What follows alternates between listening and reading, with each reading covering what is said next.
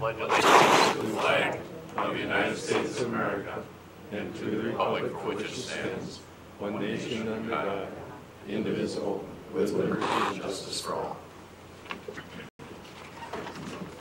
I'd like to welcome everyone here this evening. We have a full agenda before us. We'll move to the consider the approval of that agenda. Are there any corrections, changes to the agenda as we have it?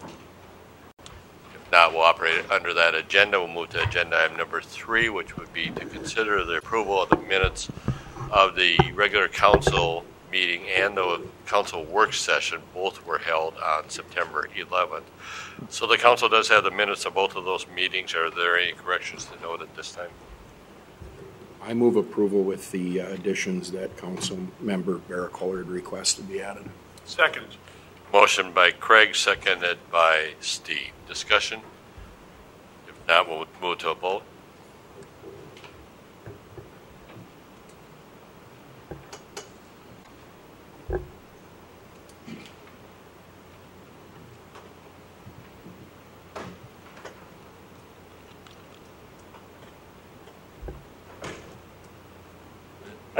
Motion passes. Agenda item number 4.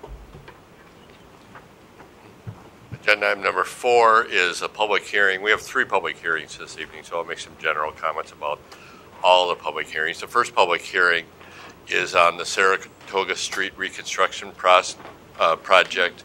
So we'll conduct a public hearing, and the public hearing is on the assessments that are applied to this project. Then following the public hearing, then we'll consider the resolution that would adopt the assessments.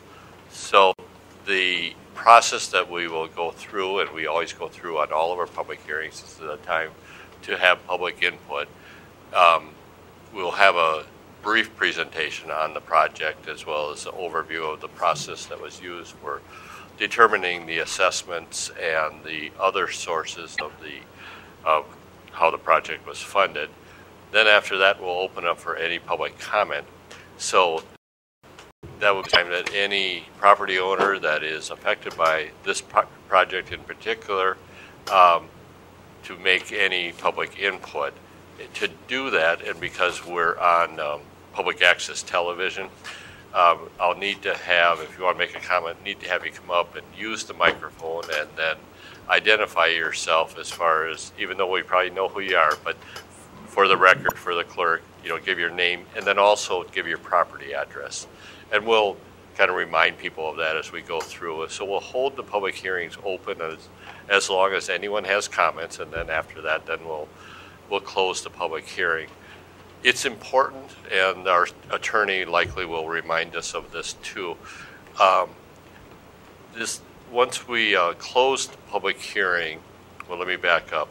If property owners want to preserve their right to further appeal any assessment that might be placed, it's important to have that appeal recorded before the public hearing is closed. And to do that, simply take a sheet of paper and say, here's my name, here's my property address, I appeal or wish to reserve my rights to appeal the assessment. Correct? Yes, and we do have a pad of paper and a pencil right up at the front. Very good. Lecture here, good. So you can register your right at that time. So, and I just want to be sure everybody knows that, because once the hearing's closed, then you don't have that opportunity again. So we'll remind people of that. So with that, and with that lengthy explanation, I apologize for the length of that, but we will now conduct a public hearing, and I will call on Director of Public Works, City Engineer Glenn Olson, to make the presentation. Glenn? Thank you, Mayor and Council. I want to go through a few things that really pertain to all the projects. I don't want to go through this list for each one of our hearings tonight, so kind of bear with me a little bit for this initial part, because these assessment procedures apply to all of the hearings we have tonight. So I'm just going to go through them briefly. Number 1, water main and water service line replacements up to and including the curb stops are paid for by MMU. That's Marshall Municipal Utilities. This is on the reconstruction projects now. Sanitary sewer main replacements are paid for by the wastewater fund. Storm sewer main and catch basin replacements are paid for by the surface water management utility fund. Street replacement costs associated with the replacement of the water, sewer, and storm sewer mains are paid for by the respective utilities. ADA, that's American Disabilities Act, required sidewalk ramps at the intersections are paid for by the city. The remaining street replacement costs, including public sidewalks and existing individual driveways, are split 50-50 between the property owners and the city. That's a new addition just this year where the city decided to go ahead with half replacement of the driveways as well. Any added driveway areas are the responsibility 100% by the property owner.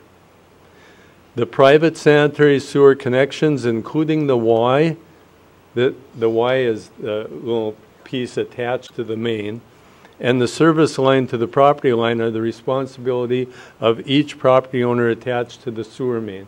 That's because the property owner is the owner of that specific attachment to the main.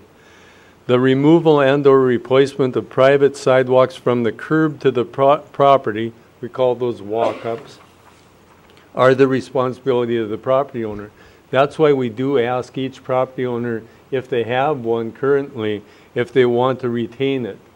Sometimes they say, well, who's paying for it? And if it's the property owner, then they have that decision to make. Do I still want to have it going all the way to the curb, or do you want to eliminate it and not have the payment for it? The maximum street assessment for residential properties will be $5,500 for assessments and certified in 2018. This maximum does not include the individual improvements for the sanitary sewer service line, the sidewalk walk-ups, or new additional driveway improvements within the city's right-of-way. And then there's a section on assessments, how they're to be covered, over what period of time, by what interest rate that's been established by the council at previous meetings. And then we have the process for payment of those special assessments in full prior to a certification without interest. So those are the other two items that we have. Make sure that you read those through. If you have any questions, you certainly don't have to bring them up at this meeting. We can take those separately after the meeting or next week or whenever you can come up. Just make sure that you understand and take care of those assessments if you don't want to pay any interest prior to the dates that were given. So once that's said, we have sent out assessments for the property in accordance with the map that is shown. The City Council also directed us to to only do assessments on streets that were impacted in front of your property. If you recall, the city used to do some assessments on what we called side streets that went to the middle of the adjacent block. Now, if you did not get an improvement directly in front of your home, you didn't get an assessment for it. If, in fact, you had a property on a corner lot that had improvements done to both sides, you're still limited to the maximum assessment that we have shown here, the $5,500 plus your individual assessment items. So I think with that being said, on the Saratoga Street project, maybe a couple more comments. One is the project isn't done yet, and we certainly intend to complete the project in 2018, maybe except for some minor landscaping items. As you know, we've received an excessive amount of rain that probably pushed us back at least 3 weeks on this project. We still, at this time, intend to complete the project with the water, sewer, storm sewer, curb and gutter, driveways, and hopefully the street as well. There is a possibility that the top lift of asphalt wouldn't get on this fall and be placed next spring, but we want to get it all done this fall if possible. So knowing full well that the project isn't complete, we understand that, but we won't be adjusting your assessments from this meeting unless there are adjustments to be made at this point in time for final quantities installed on the project. Thank you, Glenn. Thank you, Glenn. So now we'll open up for questions, input from the property owners, and then after that there may be some questions from the council. So Steve, you want to start?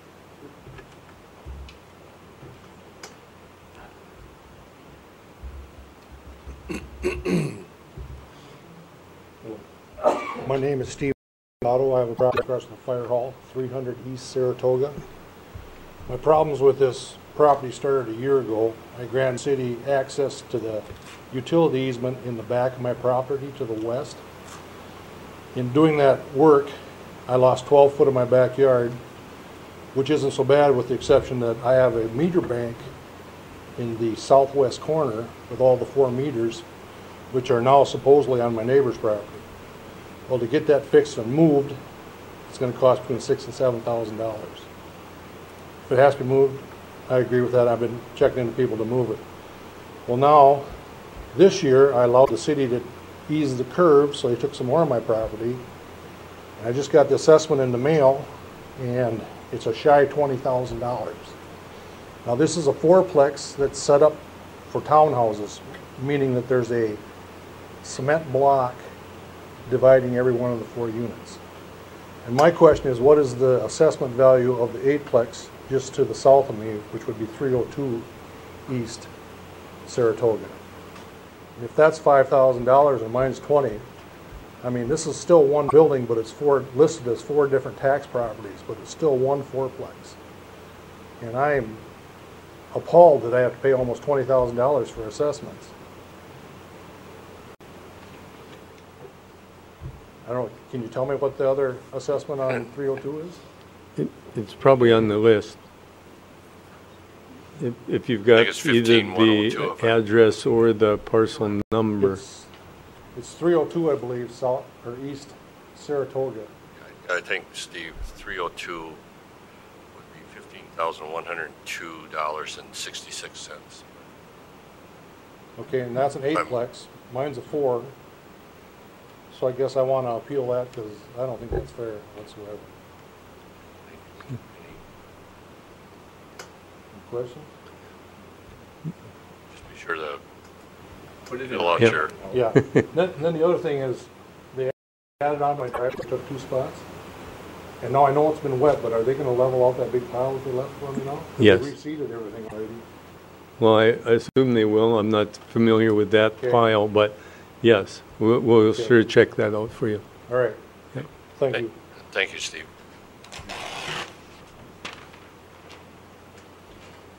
Steve, that needs to be turned in to the mayor. When, Oh, okay. Oh, I'm sorry. Close the hearing. No, I thought you would fill it out up here. I'm sorry. okay, other property owners that want to either ask a question or provide input or reserve their right for appeal?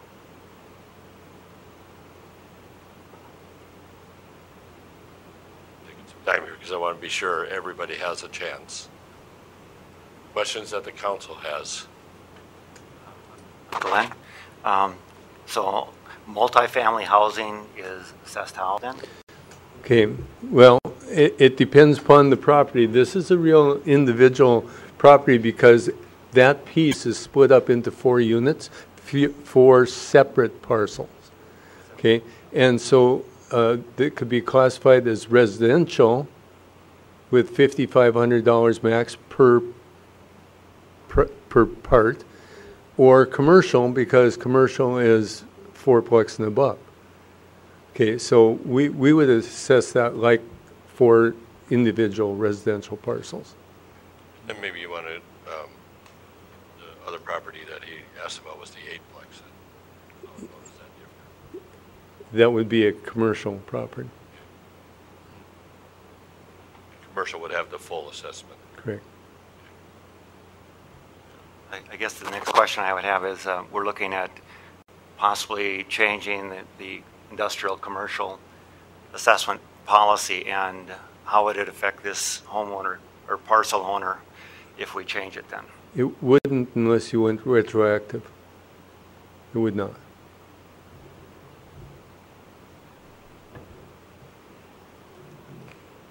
Other input, other questions? On this parcel, because they all have the same address, and that's what I find kind of strange, is if it's different parcels, why is it not different addresses? Steve, could you say why it's got the one address rather than Before four? they built it, he originally wanted to sell them as townhomes. So they're listed as townhomes, but it's still a fourplex. We've never sold anything or just rented as an apartment. And are the addresses that address with A, B, C, and D? 1, 2, 3, 4. 1, 2, 3, and 4. So they do have separate addresses technically. This has always been sold as a parcel, or as a single unit. Yeah, It's I have never no, sold. we don't go into how they were sold. It's always been that way since I had it. So Well, I guess I- what I'm I getting think- at is should we treat it as a fourplex? Yeah. If it's always been treated as a fourplex, why are we at this point treating it different when it comes to assessments? That's the answer I'm trying to get out. Because we determined that it was individual parcels. Even though they've been always owned by No, the same no, person. we could change it to the other method. It would just be a higher assessment. How can you explain how it would be a higher assessment for my knowledge? Because they'd be commercial, industrial. So it'd and be more would fall- expensive than that eightplex. It'd end up being a higher assessment if it was done One, as one property as a fourplex. correct. Mr. Otto, could I ask you approximately how many square feet the lots are? I don't know, it keeps changing every year. So I couldn't tell you. I would say it's probably 200 feet wide. It's on a curve. So the front is a lot wider than the back. And I would say the back is maybe 150. Kind of a pie share. So, okay, but as far as you gave me the two dimensions, then Yeah, what's, the depth, I believe it's approximately 300, 320 feet. If you drive by there, you'll notice that my utility bank is in the southwest corner. That has to be addressed. I've had several electricians that are actually busy right now. So hopefully it'll be on this fall. So Steve, if you have that paper filled out, before I ask for a motion to close the hearing, I want that paper. So we'll have a little more discussion before we get to that point.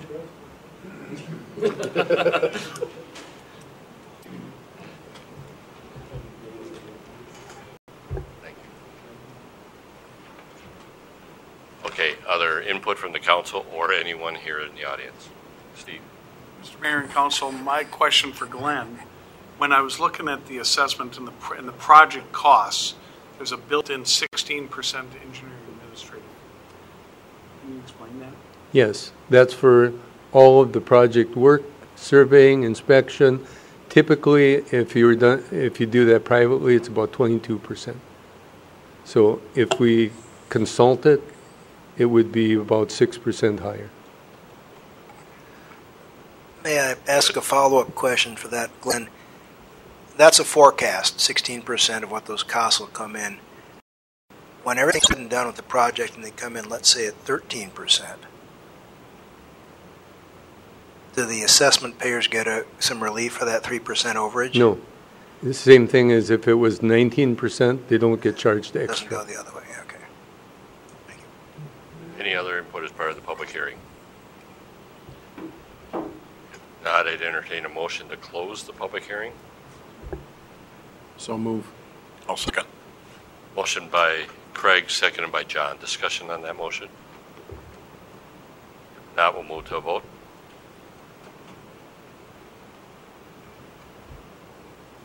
Motion passes. The next action would be the resolution that would adopt the assessment, recognizing that we do have one Questions about that resolution? First of all, I have a quick one question here.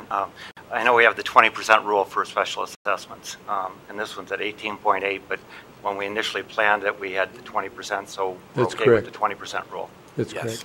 Yes. I guess the other comment I would make is, and we're in the process at commercial and industrial special assessments and possibly changing the policy.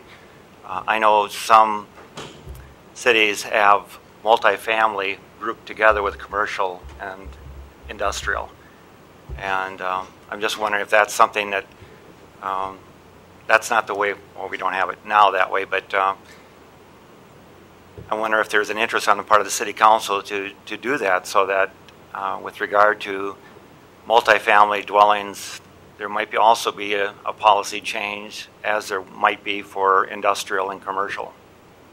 Is there any interest in doing that?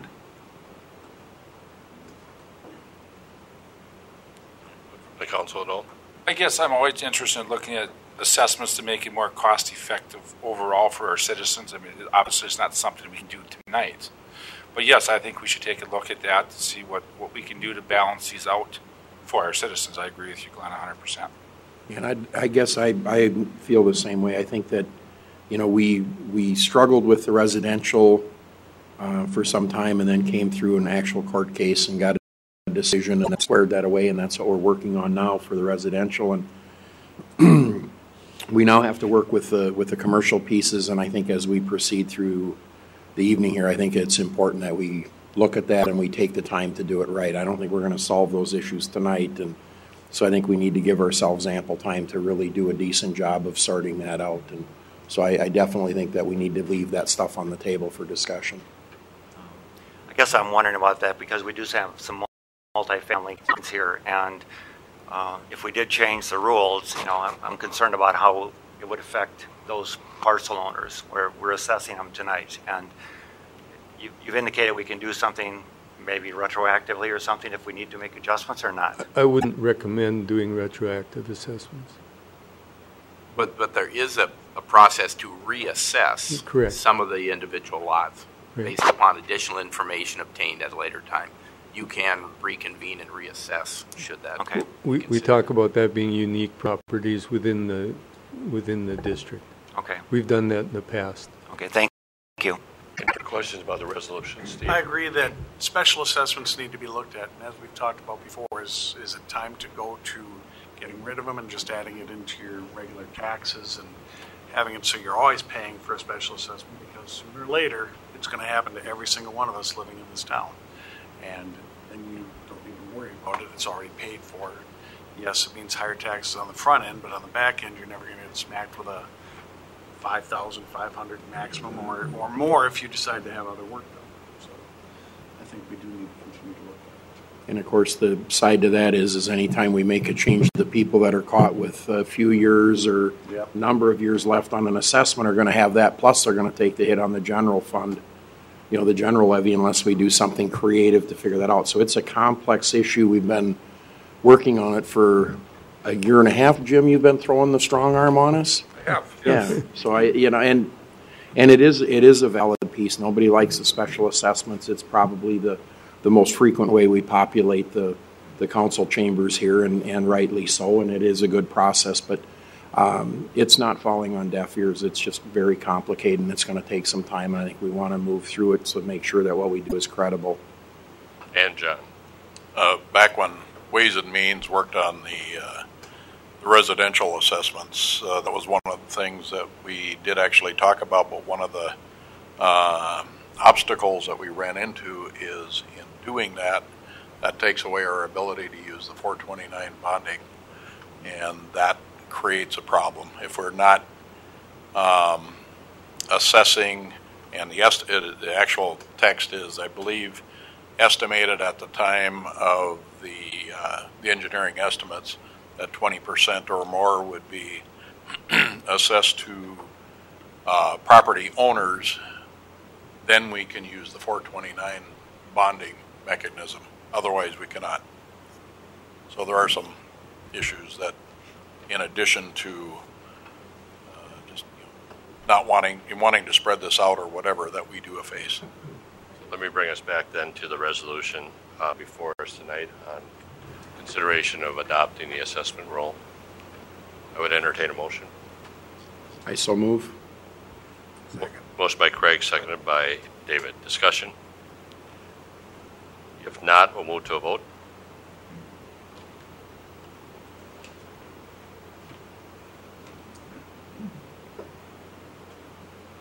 Motion passes. Agenda item number 5. This is also a public hearing. This is a public hearing on the Michigan Road, Superior Road Reconstruction project. It's the same procedure. We will open the public hearing on the assessment. Following the closing of the public hearing, then we'll consider the resolution that would adopt the assessment. However, what is different about this is the discussion that we had in the previous hearing is that the commercial industrial assessment policy is that 100% of the project costs are assessed. And the council this year and also through our Ways and Means Committee has had extensive discussion about revisions to that policy. Those revisions aren't before us right now, but yet this is the date and time that was set for the hearing. So at this time I will open the public hearing, recognizing that we would have several options now that the hearing is open. One is to continue this hearing to a future date so that would allow the council as well as the Means Committee to have additional discussion about what that policy for commercial industrial should or could be, as well as the implications of that policy on other funding sources, including ad valorem property taxes. Or the council could proceed with the hearing and as with the assessment roll and the policy as it is right now, close the public hearing, then consider the resolution, recognizing that there likely would be appeals.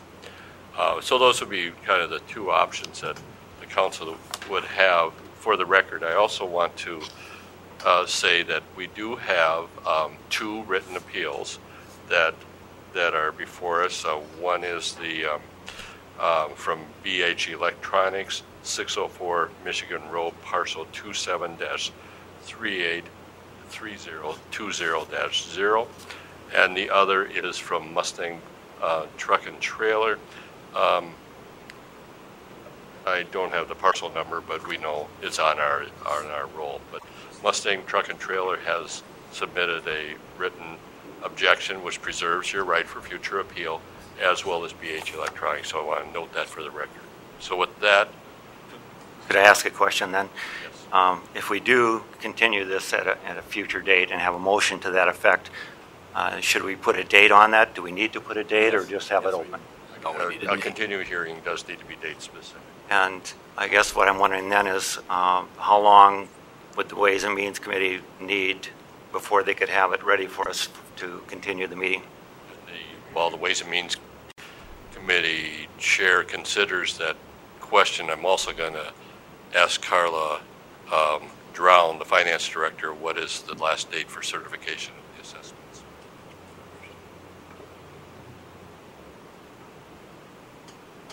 Thank you, Mayor and Council. You need to have it certified with the county by November 30th.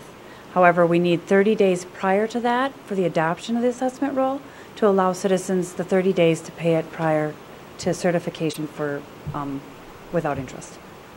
So the last possible date practically would be our second meeting in October. October 23rd. Thank you. And that's if the council, there's always the option that the council would have, although there's other implications of this, is delaying the certification a year until for collectible 2020 rather than 2019. But you would have a bond payment that you would need to address. So I guess I would ask the other 2 members of the Ways and Means, how long do you think we would need before we could present a policy?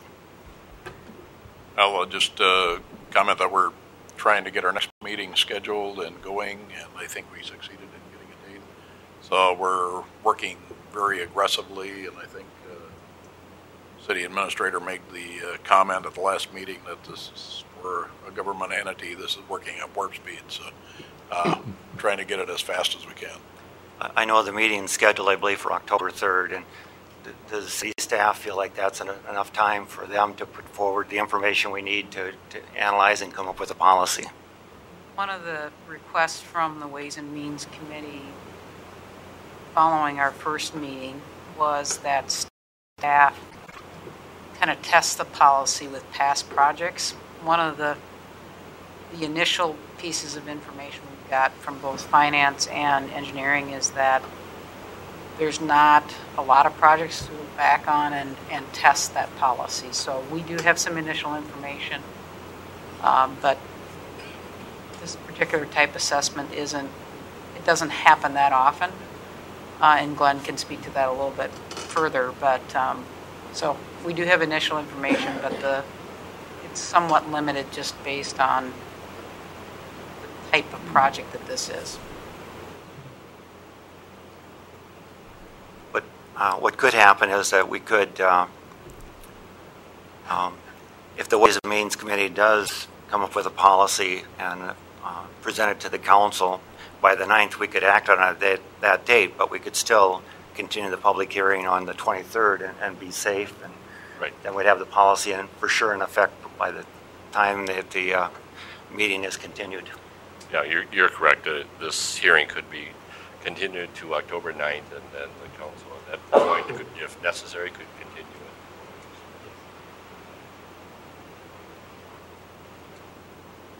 The only suggestion I have on that, which worked fine, but after you have your meeting on October 3rd, is I would suggest forwarding that information out to the rest of the council. So we can have, because it may come up on the 9th that we don't agree on something. If it gets pushed to the 23rd, then we got a problem. And in addition to the council, the affected property owners. Right, well, all the citizens of Marshall. So this on the 3rd, this should be probably, the new proposal should somehow be publicized, put out so people can comment on it before the 9th. But what I was thinking is October 9th was when we would consider a policy. If it's not ready, we could consider it the 23rd, but we could continue this public hearing on the 23rd, and then we'd be safe. Yeah, you could be, but it's going to be hard to adopt the policy on the 23rd and continue the public hearing on the 23rd because we have a bunch of citizens that they aren't going to have time to review it if we approve it on the 23rd. Right. But our goal would be to have the policy on the 9th. I see. Yeah. I would say we have to get this publicized, get it out so people can see this policy, get back to Sharon, get back to you guys, so it can maybe even get tweaked before the 9th. You guys may have to have 2 meetings before the 9th. You're suggesting continue to the 23rd and with the goal of adopting the policy on October 9th. Right. Sharon. Mr. Mayor, I believe for this particular project there's 3 specific owners. So there isn't a large number of businesses to contact, and I know that would be different for other projects. And our Ways and Means meetings are public, and we've utilized paperless to post the agendas. We can certainly post the policy following the committee's discussion. And at our last Ways and Means Committee, 2 of the property owners were actually present for that. So that was all discussion, and we are in the public hearing at this point. So I'm open to input from the council. Mr. Mayor, I'm in favor of continuing the public hearing until October 23rd to allow the Ways and Means Committee to come up with some recommendations back to council for to amend our policy for assessments on commercial properties. That was a motion. It is a motion. Motion by Craig. Second. Seconded by Jim. Discussion. Mayor, if granted, this is a little different kind of public hearing, but we still want to afford the opportunity of members of the audience to participate. This motion include that, does it? It would, yes, if it's continued. So the discussion would happen at the continued. Okay, I get that. Thank you. But to your point, David, during discussion, I'll allow input. So we can have it both ways. Okay, so motion is on the table. You are the maker and the second, correct? Now discussion on the motion, either from the council or through or if any of the affected property owners, want to speak at this time, we're still in the public hearing, so that can be done. I think from, when you're looking at, we assess 100% of the cost to the property owners in case commercial. Yeah, in this case, it was about 44% of the project cost, but 100% of the street, separate from all those other things that we just gave credits for, MMU, wastewater, surface water, those are already givens. So the remaining amount is 100% assessed to the property owners. And to be clear, in the residential area, that's 50/50 split. Correct. Does anybody know the history of that? Why we Yep. do that to commercial? Yeah, yes, because generally residential don't have a method of recouping the expenses, where commercial and industrial in their charging of goods and services have some method of recovering that cost. So, Price point too high. I'm saying that was historically the reason. Okay, so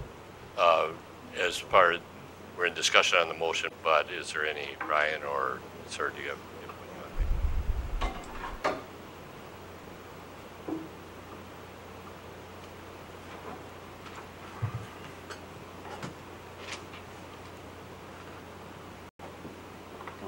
to make? Mayor, thank you. My name's Brian Stuckey with BH Electronics. Thanks for giving me a few minutes at the public hearing before we vote to maybe continue that. So I think you've got the letter on file that we reserve our right to possibly contest the amount of the assessment. Just a couple things to review in consideration of a new policy. I think as you indicated, a few members of the community were present at the last Ways and Means Committee. Appreciate the fact that Councilman Bearcoller brought forward a potential alternative to look at differences in how the special assessments are handled for commercial and industrial properties. I think that's a step in the right direction. As we've talked about in previous meetings, believe that Minnesota statutes cover the fact that any benefit or the special assessment amount that's being assessed, to businesses can't exceed the benefit measured in increase in property value. I think you heard me say that a few times before. So any new policy, I would encourage the council and the Ways and Means Committee to consider that in their review of the policy and any updates they make. In the case of BH Electronics, the most recent property assessment from Lyon County shows our property valued at $395,000. The special assessment is just over $98,000, so roughly 25% of our property value is being assessed to us. In this case, that's a significant amount. I don't think the property is increasing in that value. I think if we were to try to sell the property, a lot of people would view that as a liability against the property and not as a benefit. A couple of things else, other things to consider in this particular project, the actual width of the street to save cost is being narrowed. So that could be argued that maybe there's less of a benefit there, and so it's not replacing the existing infrastructure. In our appeal letter, we referenced some of the court cases that have established the law in Minnesota, both at the Minnesota Supreme Court level, kind of reinforcing this. So I think, challenging for the city certainly to come up with a new policy. I think a couple of councilmen have mentioned that that's a challenge, and so it's difficult to consider all the different options, and so I'm asking that council consider these before closing the public hearing tonight. So thank you. Thank you, Brian.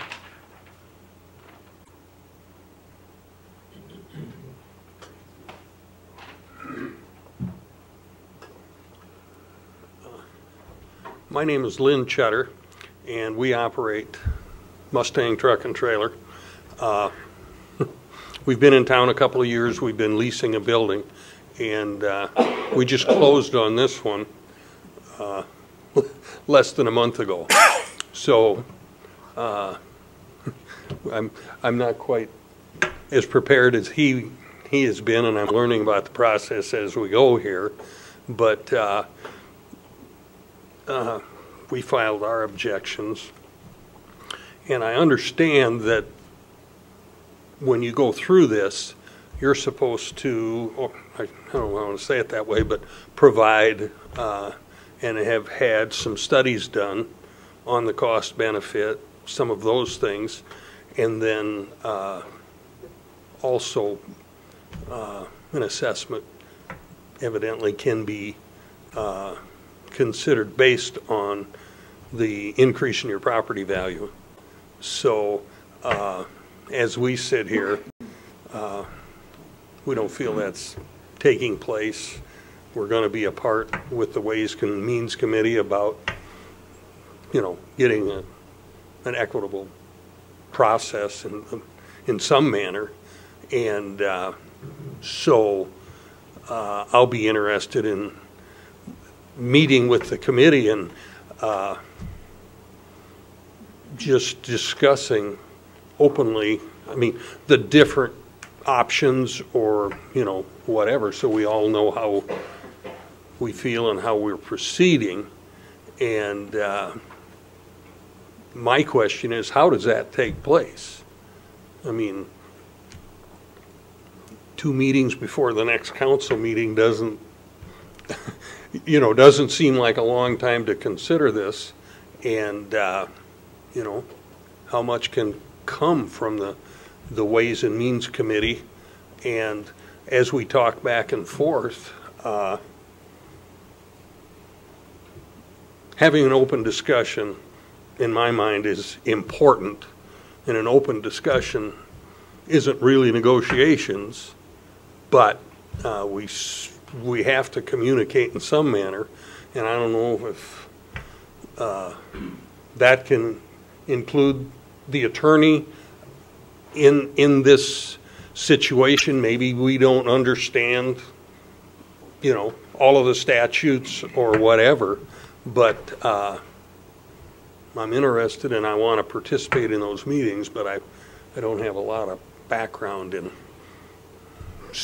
city government and process. Yep. So that, we just got to have that happen in an equitable, an easy manner, I guess. So we filed our objections, and he was far more articulate than I was as far as his details and whatnot, but we obviously feel similar. So very good. I think that's everyone's goal, is to take some time and consider a policy that's workable, not only for the property owners, but for the community residents in general, and taking the time to do that. I'd also say that, while we don't have a policy ready to adopt tonight, the committee, as well as the individual council members, have done considerable work on this too. So it isn't like we're starting from scratch. But okay. So, and we certainly want you, as well as any other, interested party, to, be involved, be informed, and in the process as we move along. So.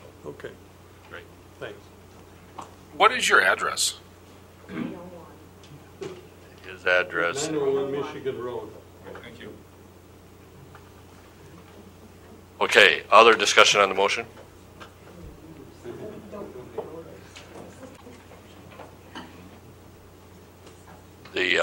Kyle, the substitute motion is worded as reconvene. The actual language, I believe, in the motion is to continue the hearing to October 23rd. And that's beginning correct. At 5:30, right? Because we have to list date and time, Kyle. That's correct? Exactly.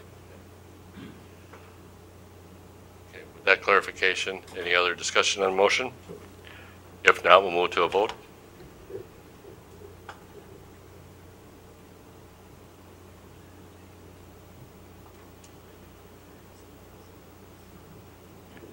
Motion passes, 1 note, 1 abstention. So agenda item number 6. Agenda item number 6 is also a public hearing. This is a public hearing on the reconstruction project for Marguerite and South Bend Avenue. Once again, we'll have the same procedure. I'll ask Glenn Olson to conduct the public hearing, and Glenn Olson, Director of Public Works, City Engineer, make a brief presentation, then we'll open it up for public comment. Glenn? Thank you, Mayor and Council. This one is pretty much all covered by the comments that I made at the beginning concerning the procedures that we use for special assessment. It was a total reconstruction project, and we've assessed it according to what we have the policy for. Ask for any questions you might have. Okay. So I'll open up for input as part of the public hearing. Any property owner who's here this evening wish to speak? Any questions the council may have? And we don't have any appeals on file, Kyle? I would entertain a motion to close the public hearing. I'll make a motion to close the public hearing. Second. Motion by Jim, seconded by Craig. Discussion? If not, we'll move to a vote.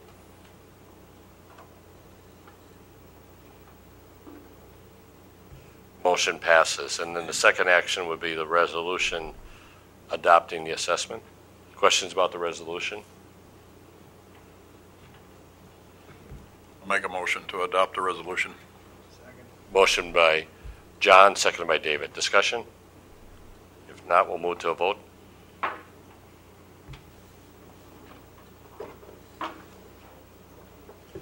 Motion passes. Agenda item number 7. Agenda item number 7, consider the authorization to, by the way, that concludes our public hearings for this evening. So agenda item number 7 is the first action item. Consider the authorization to purchase truck skid loader for the wastewater department. I'll call Glenn Olson to introduce this, and then also Bob Van Moore, our superintendent of the wastewater, is here. Thank you, Mayor and Council. Bob Van Moore is here from the wastewater to discuss the recommendations that they have concerning the acquisition of a track skid loader. Thank you, Mayor and Council. The cover letter here explains that we did have a track skid loader in the 2019 budget for the wastewater treatment facility. We did meet with the Equipment Review Committee and went over the specifications of the machines and had good discussion on that. Since I put the memo out Monday morning, I heard there was another local business that wanted to add a bid to it, so I met with them and gave them the specs. That was Titan Machinery, and they did get me a quote today. And actually, that is the low quote. It is $730 less than what I was recommending in the initial memo here. Excuse me, the case skid loader did not meet a few of the minimum specifications. I don't think it's going to be a large enough machine for what we're asking for. The tipping weight was substantially less than the Gale that I'm recommending. It did not meet the minimum horsepower, net horsepower we were talking about, and the door swings open, so it kind of restricts us getting in and out of the machine if we ever buck it up partially. So my recommendation would still be going with the Gale from Sterling Equipment and Repair on that one. Thank you, Bob. Questions? Mayor? So Bob, now the trade is not going to trade your unit in though, correct? We're going to trade in the unit from the street department, is that correct? No, the intent was trading our machine in on this one. Okay. And the street department. It's going to hold on to theirs? The street department has a skid loader, track loader similar to this one, budgeted for 2019. They don't know where they're at with the general fund budget yet, so they were going to deal with that completely separate.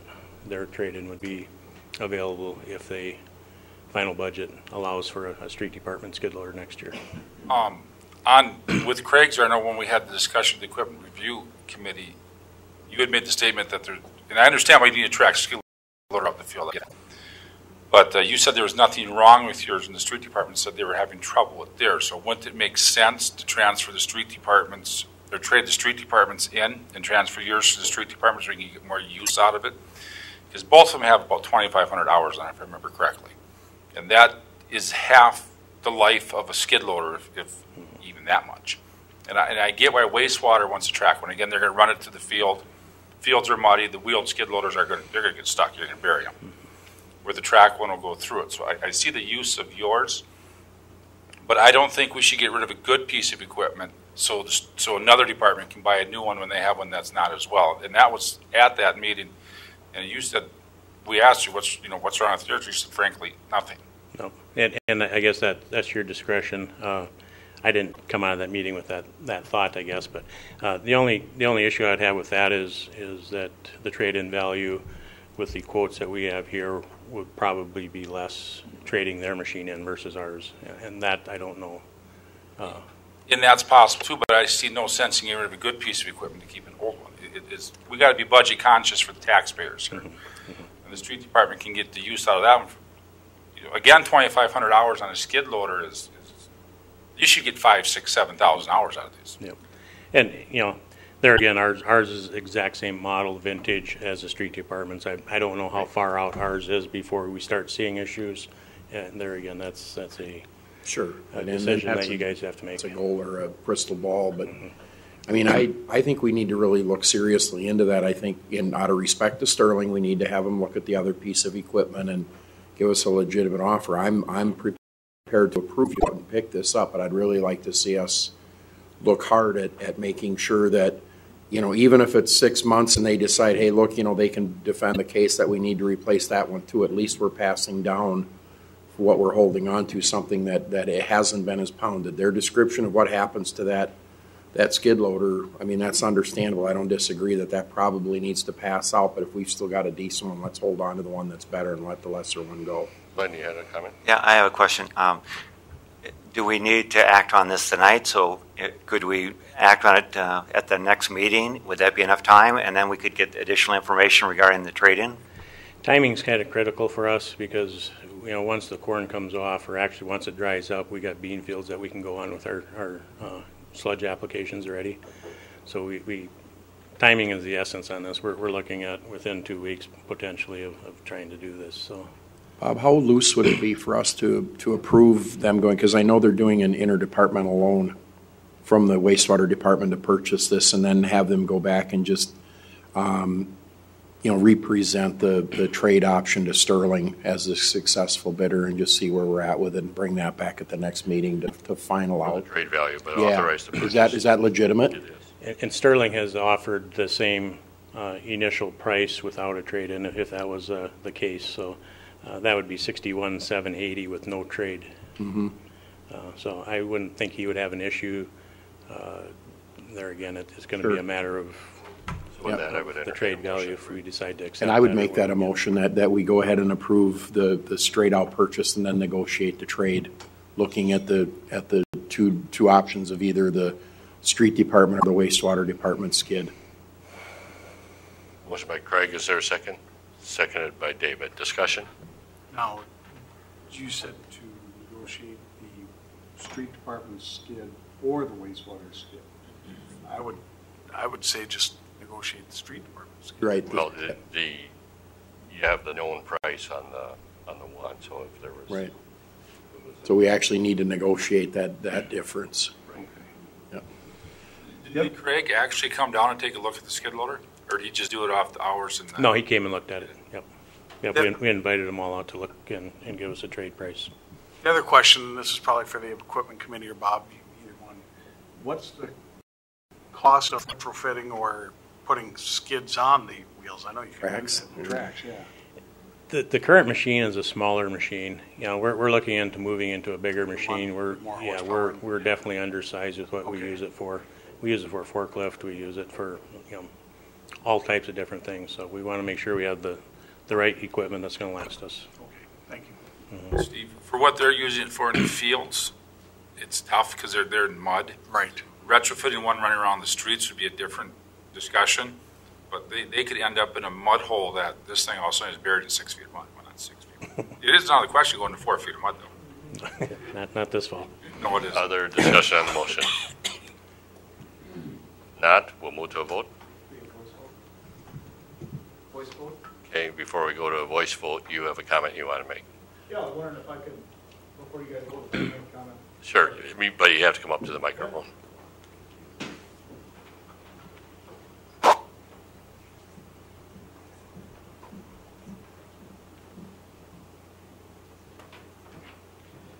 My name is Chris Culver. I work for a company called Titan Machinery here in Marshall. I'm a little concerned about that we didn't get invited in the original bid for the track skid loader. I only had 24 hours notice to accomplish that. The other thing too is we were wondering why the bid specs were written so high for the lift capacity. We were wondering what 9,100 pounds for a lift capacity you would want to lift. I guess for that department seems a little steep to me. You could probably accomplish that with the smallest track skid loader for what it is that I'm told. The having the cab door being accessible outside of the cab when the machine is operated is a huge safety concern. We don't even offer that option on our machines. And going forward, I was wondering what it is that you guys could do to make sure that all the local businesses get involved in the bid packets.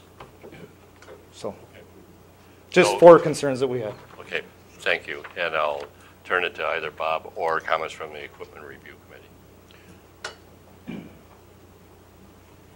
I can address a lot of those, I think.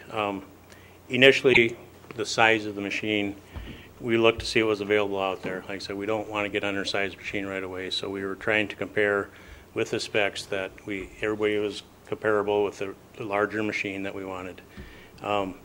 We started around visiting with a lot of different dealers as far as what specs we should be putting in there. I had four equipment suppliers involved in those asking those questions and answering them. At the point, because of the expedited purchase, I decided I'd like to ask you guys for quotes versus official sealed bids, which would be a lot lengthier. I already had 4 good quotes. I think our purchasing policy says we should have 3 quotes. I did omit Titan, and I'm sorry about that. I guess I could have just as well added them up front, but so that was the reasoning for omitting them, and I agree that all local dealers should be able to have a chance at this. So. Bob, I'd like to, as part of the Equipment Committee and in respect to all of our businesses in town, we do push very hard every time we get a piece of equipment forward to ask and try to ensure that that all of our dealers in the community and in the area get a shot at those bid sheets.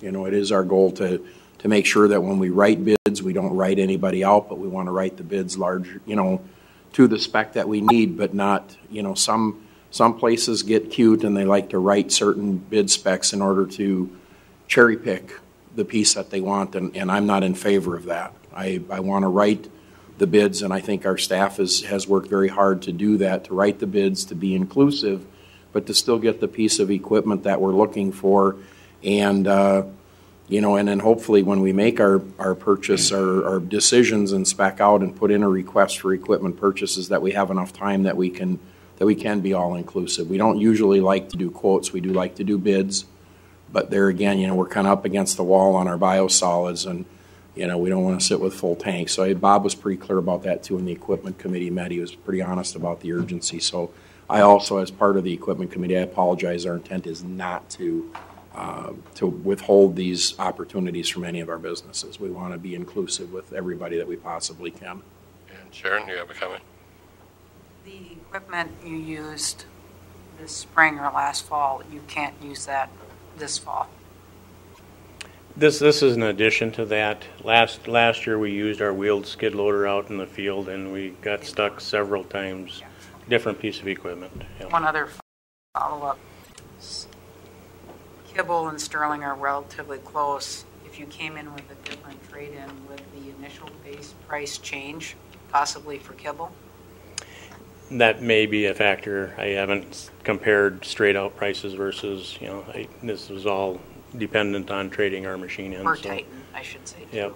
So, the other option, it's, I'm not sure. Yeah, they're very close on some of them. Some were quite less on the trade-in value, so that would sway total purchase price probably. So. You brought up two important things there. One about the door being a factor, and the other about the lifting capacity or whatever. Mm-hmm. Would you want to address those? The door thing is, that was part of our specs. Is right up front we wanted a door that would lift up. So there's several times that you're carrying something in your bucket, and all of a sudden if it partially falls out or something like that, you can't put your bucket down because you got a hose or something laying underneath your bucket. So then it gets to be tough you can't even get out of the machine at that point because you can't get your door open. We know it's a safety factor. You use common sense. You don't have your bucket way up here with a heavy load on it and you're crawling underneath the arms. We're in and out of that machine quite often.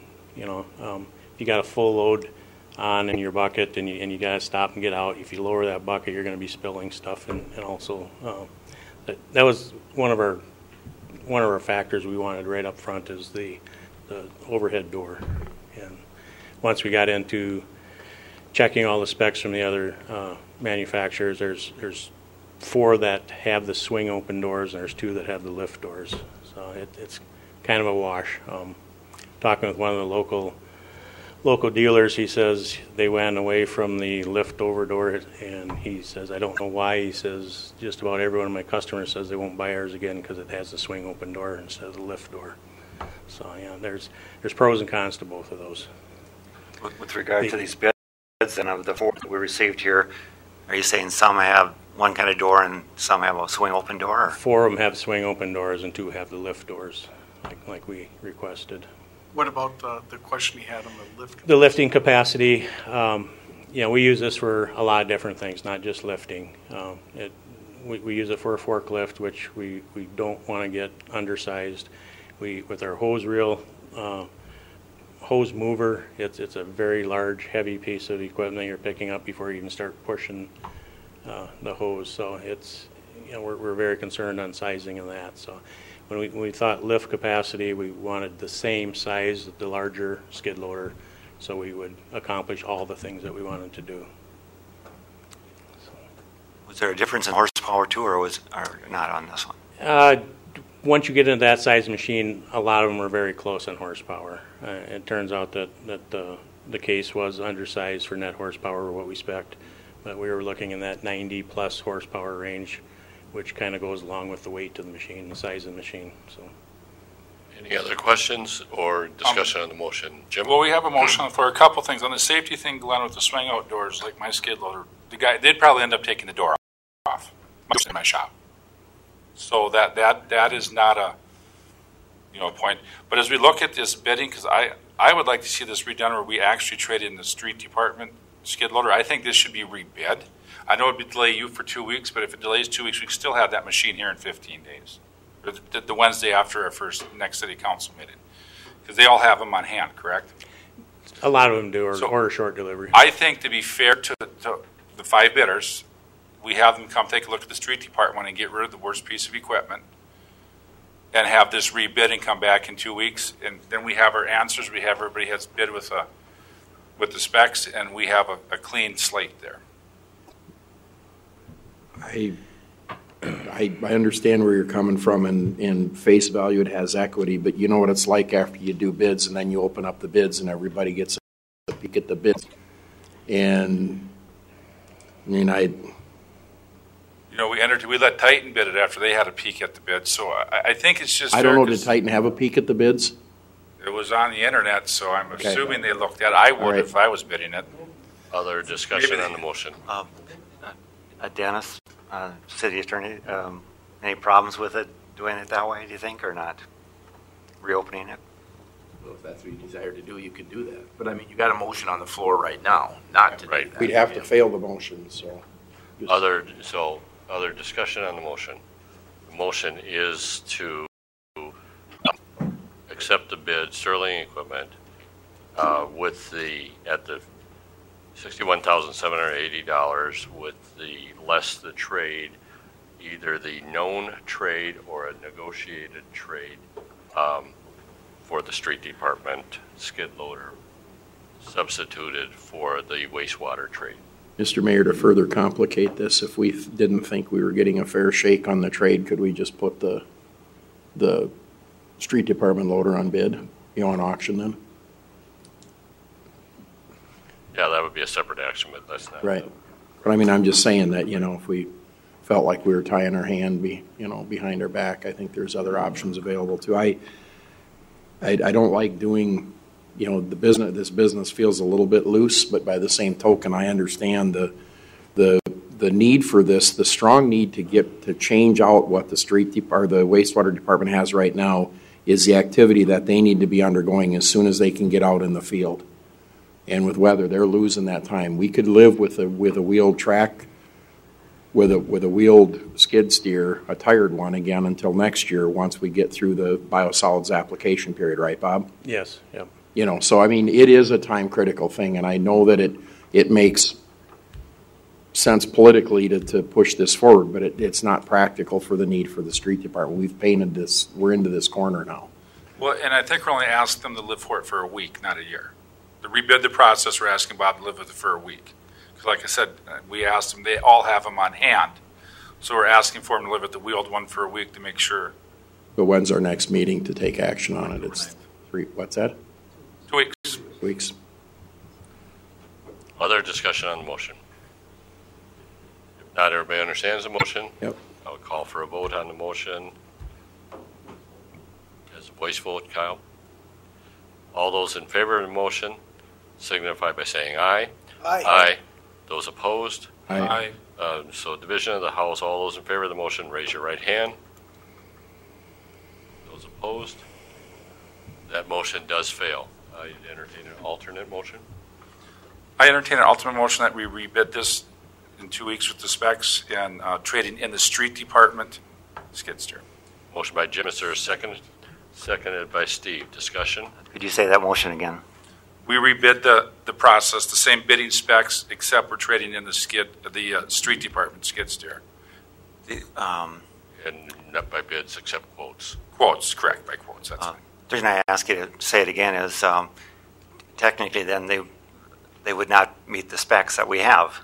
That would be my concern. There's a couple of them that don't meet specs, especially if we keep the overhead door in there. There's 4 of them that don't meet specs. Well, I believe we don't have to accept the lowest bid. We can take a look at the specs at that time too. If one does not meet we had this discussion at equipment review. If you guys come and say this absolutely does not meet specs, as a city, am I correct in saying that, Dennis? We have the right to choose what's best price and best piece of equipment. Correct? Right, and what I'm wondering is, I think his point is that maybe our specs are too high. Maybe we don't need those high specs to accomplish what we need to. And that's why I was wondering if you were going to revise the specs. No, I'm not going to question Bob's specs. He has to use the piece of equipment. That's why we talked about it. Yeah, and I'm not going to question his specs, what he has to use it for. Maybe the other, they have to come up with a different piece of equipment. Because there's, and I know Case is other, but Case makes oodles of models too. They have more time now to take a look at what they have.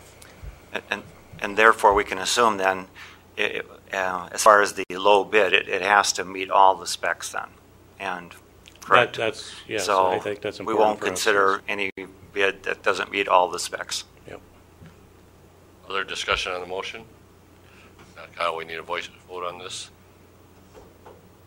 Call for a voice vote. All those in favor of the motion say aye. Aye. Aye. Opposed? That motion passes. Thank you, Bob. Thank you. Yep. Agenda item number 8 is a consent agenda. We'll bring the items up on the consent agenda on the screen. And they include adopt a resolution declaring the cost to be assessed for ice and snow removal, for weed elimination, and also the adoption of the resolution calling for a hearing on the proposed assessment. And secondly, consider the approval of the bills and the project payment. Is there any item on the consent agenda any member of the council wants to remove for purposes of separate discussion? Move to approve consent agenda as written. Second. Motion by Steve, seconded by Jim. Discussion? If not, we'll move to a vote.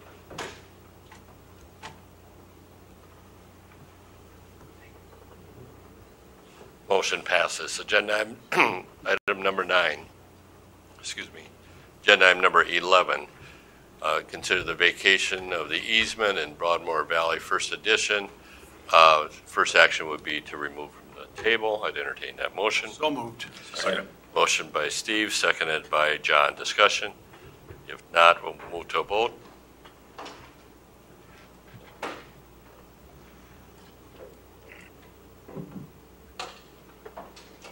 Motion passes. So then the second action then would be the continuation of the public hearing that was continued for the last meeting, and there was a question that was brought up by the adjacent property owner at that time. So Glenn, are you prepared to address that question? Yes. And I don't see that property owner here. Oh, there we are. Yes. Okay. Okay, So thank you, I'll Mayor call and on Council. Glenn Olson in this continued public hearing. If we could bring up the map, you can see here the property owner, this property owner has requested the release or the vacation of 2.5 feet of a 10-foot utility easement on the south portion of the property. The purpose of that was to be able to construct egress window to a bedroom located in the lower unit of the house that he's constructing. There is nothing in that utility easement presently, and that was placed there during the development of this subdivision. Across the property line, there was a comment made by that property owner that Marshall Municipal Utilities had contacted them to secure a 7.5-foot easement on his side. And if everything was done at the same time and the subdivision would have been done at the same time, both of them, that would typically be their requirement in the subdivision practice. 7.5 feet on each side of the property line for a total of 15 feet total. That's without knowing what might go in there. In discussions with them, they said that they could, MMU said that they could get by with a 7.5-foot utility easement on the north side and no utility easement on the south side. So that's our input. That's the input that we've gotten. Both property owners are here tonight. If you have any questions from either one of them. So, does that answer the question you brought up last time? Okay. So it's back to public input at the public hearing. Anyone else here this evening that wishes to speak as part of the public hearing?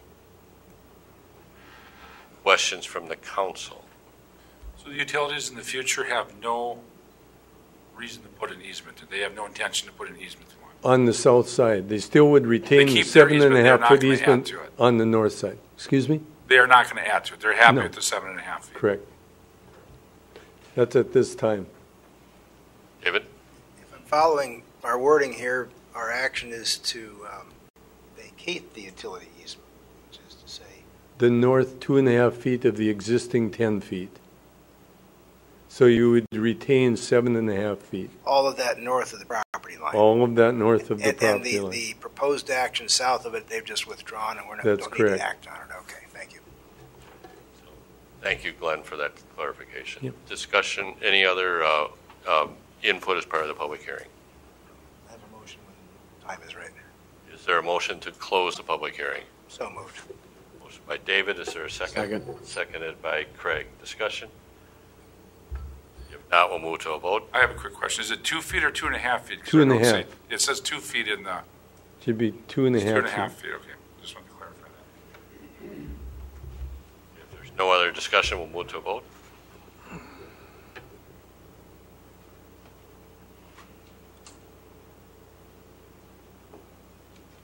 Motion passes. And then the resolution granting the petition for the vacation of the utility easement clarified as 2.5 feet vacation. I'll make that motion. Motion by David, seconded by Steve. Discussion? If not, we'll move to a vote.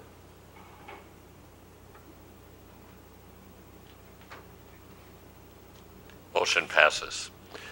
The only one comment I have, the encroachment was 2 feet, but the vacation was 2.5 feet to get a half-foot buffer. Okay. So with that, we'll move to agenda item number 12. Agenda item number 12 is the truth and taxation payable 2019. Sharon? Mr. Mayor and Councilman, there was some consideration given to when the TNTs would be mailed out, and the county has said they believe they would be mailing them out on November 16th. They couldn't guarantee it, depending on how the election goes forward and so forth, but they felt that December 4th would be a safe date in terms of the public getting their individual mailed TNT notice. So the recommendation is for December 4th, 2018 at 6. We do need to set somewhat of a specific time for the notice because the notice needs to have a time specified. So procedurally, I'll first entertain the motion to remove this from the table. So moved. Motion by John, seconded by Jim. Discussion? Now we'll move to a vote.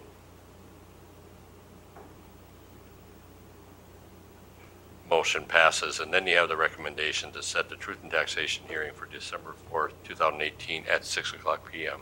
Questions about that? Yes. Second. Motion by John, seconded by Craig. Discussion?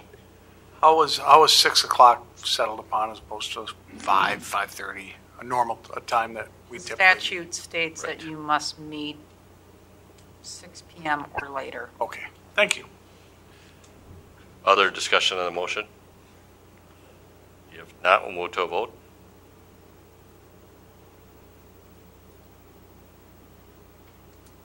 Motion passes.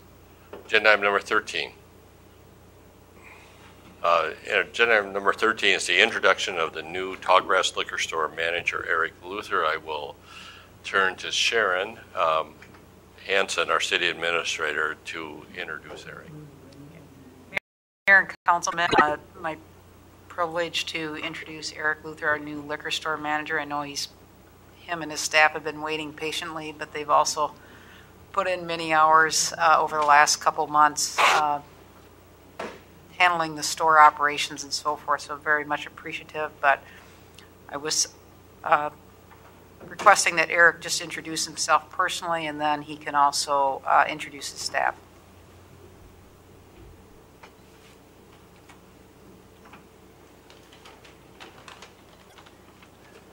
Mr. Mayor and Councilman, the word on the street, there's a new guy has started at the Tallgrass Liquor Store.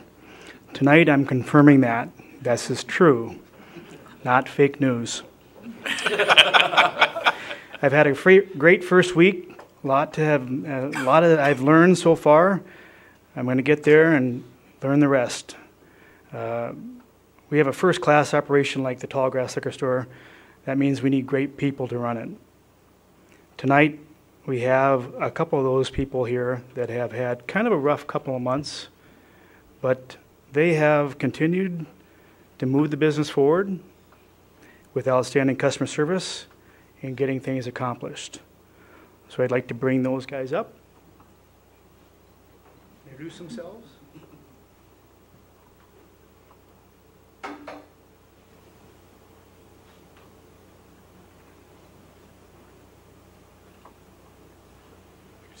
As you introduce yourself, you can also say the number of years that you've been with the city. I started when I was really, really young. And you're still really young. Yeah. Susan Lamourie, and I will have been there 20 years, the end of this week, I believe. It'll be 20 years. So yeah, long time. I'm John Schroeder. I met with you, a month ago already? And September 5th, it was 11 years, so thank you. Thank you. The second thing I'd like to do is invite you to the new manager reception tomorrow, Wednesday, the 26th, from 5 to 7. We're going to have some fun, do some tasting, kind of have some great social. And so I invite you to that tomorrow night. Thank you. Well, welcome, Eric. Welcome, Eric.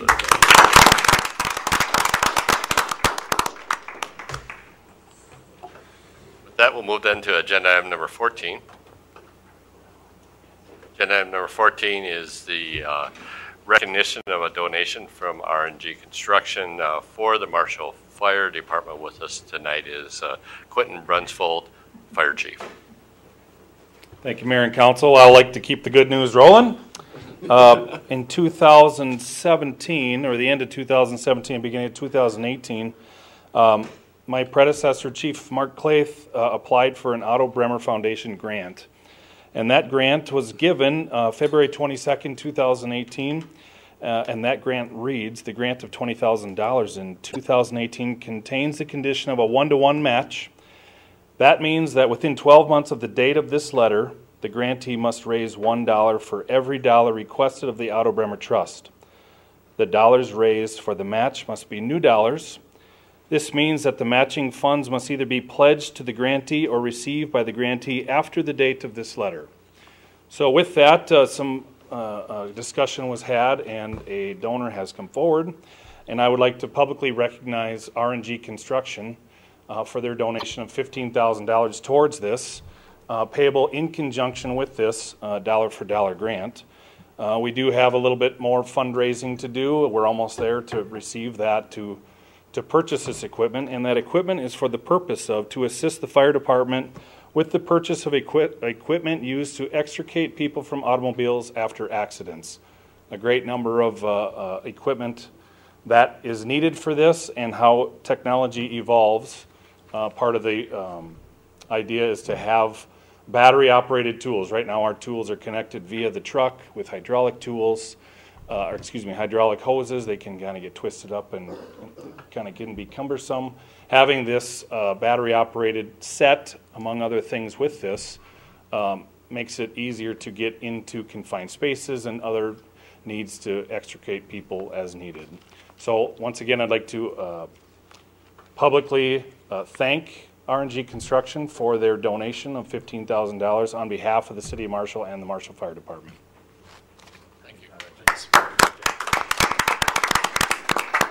Just as a couple of comments, and then perhaps others will have comments too, but I think this really speaks to two important considerations and factors. You know, one is obviously the importance of the business community and their really good citizenship in the community and contributing to the community. But the second thing it also speaks to is the important work that the Marshall Volunteer Fire Department does, because recognizing that the receipt of the initial grant as well as the matching grant wouldn't happen but for the important work that is done by the Marshall Fire Department.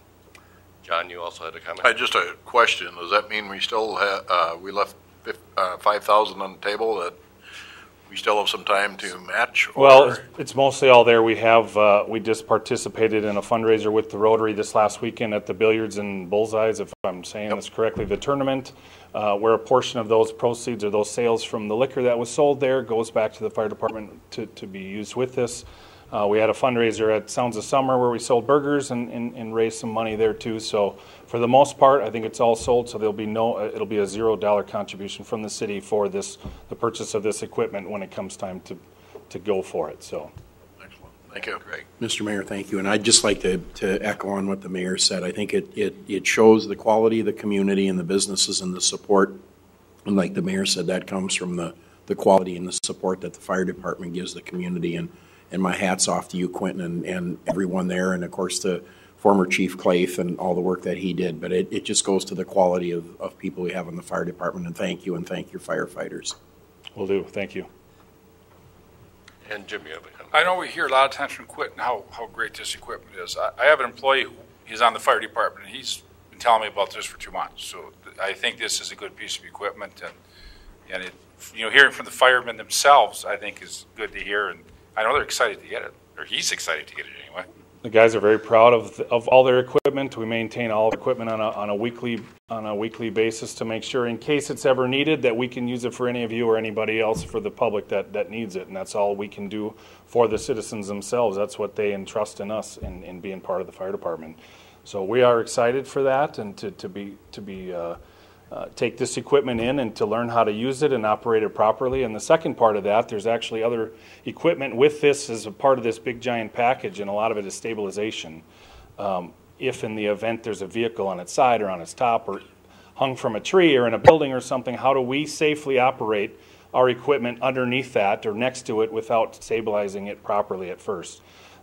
The advancement of technology in recent years makes it a lot easier that we can deploy this equipment in a very fast and expedited timeline, that we can get the people extricated and keep ourselves safe in the same time. So this kind of is one huge giant package that's kind of being put together, and the best part is it costs the city no money. So I want to thank the Otto Bremer Foundation as well on the same token as RNG Construction as the benefactors for this. Thank you, Quentin. We'll move then to agenda item number 15. Agenda item number 15, consider the 2019 League of Minnesota Cities Insurance Trust Property Casualty and Liability Insurance. So I will turn it to Sheldon Kimpling, agent of record. Carla may have some input, and yes, also, yes. All right, Mayor, staff, thank you very much. Sheldon Kimpling with Bremer Insurance here in Marshall. And after addressing you solo for 29 years, I have a new addition to our staff. Jeff News has joined us, and he will be going over all the details on the quote. So you can follow along in your packet with the property casualty breakdown. Across the top, it has the new coverages in comparison to the previous 3 years. On the left side, has the coverages in place. So first off, starting off with the property values did increase a little bit. So premium did increase by about $5,000 from the previous year. However, when you look right below that, the line limits, the building values have also increased, and those have increased by about $4 million as well. Mobile property, that stayed relatively flat with just a slight increase of about $500. The limit also increased on that mobile property as well. When we look at municipal liability, that did decrease primarily due to a reduction in liability exposure. This was due to fewer number of police officers. The auto coverages did increase by about $1,000. The league did go through a slight change in their rating on auto physical damage, which caused a little bit of a rate increase on that. Crime is included in the liability exposure portion of it. You'll see in liquor liability just a slight decrease of just under $500 there. Slight decrease in overall receipts causing that to go down. Bond coverage, slight decrease of about just under $30 there. So maintained relatively flat due to a little bit of reduction in liability there as well. And then excess liability also decreased by about $3,000, and that was due to that reduction in liability exposure as well. So overall, year over year from 2018 from previous, package premium went down about 1.7% there. So to $331,763 in comparison to 2017 at $337,749. Airport liability, that one stayed flat. That's a 3-year renewal, so that doesn't renew again until 2020. Equipment breakdown coverage, the boiler coverage, that's separate. That one did increase by roughly about $4,000, primarily due to the limits increase of $1.3 million. There is also a claim from 2017 of $22,134, and then an open claim on August 6th for compressor failure at the Red Baron Arena as well. So total premium, $386,086 in comparison to the previous year, $388,051. Below that, you'll see kind of what we ran through. The only thing I'd like to additionally highlight is the auto coverages. We did some optional coverage quotes as well in reviewing with the finance director and going through some of the historical data.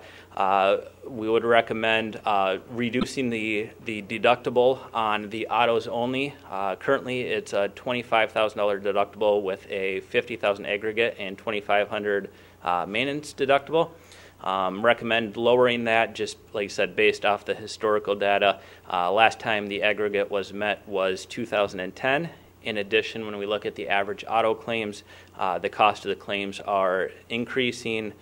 In 2017, the average auto claim was $6,534. With the current $25,000 deductible, it's rare that ever is hit. So by lowering the deductible, there is a little bit of increase in premium up front. However, the cost savings on the back end historically would see some improvement there as well. So, and that's what we have for the auto coverages. Like I said, that would be the only change that we would recommend is looking at and putting that into consideration. Thank you, Jeff. Do you have anything to add to that? No. I do not. So, any questions? I have a quick question on the deductible of the $25,000 versus the $1,000. Yep. What are comparable cities doing as far as their coverage then? So it's kind of a wide range. Some cities will do lower deductibles. It just kind of depends on the risk that they're facing and everything.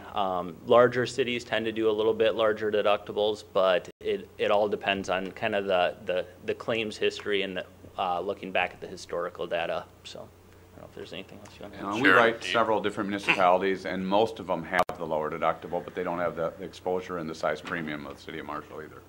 Sharon, you had a comment on that?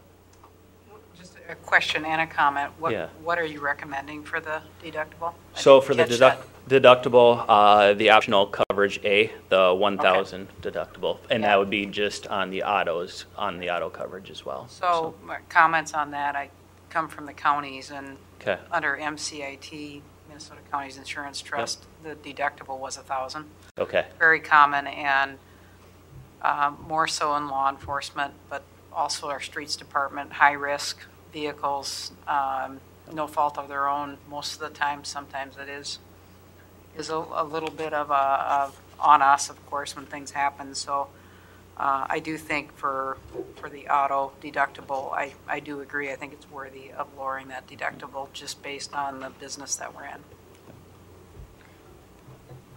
Question I have on lowering the deductibles, which is fine. As we have claims, so will that push, because part of that is claim driven too. If we have 3-4 claims in a year, how quick is this going to go up? Yeah. So that was our concern and the consideration as well in looking into the claims. And when we look at the claims, there's a wide range. Some claims, the gross paid out amount being in 2017, there's a couple of examples. $235.92, $187.75. So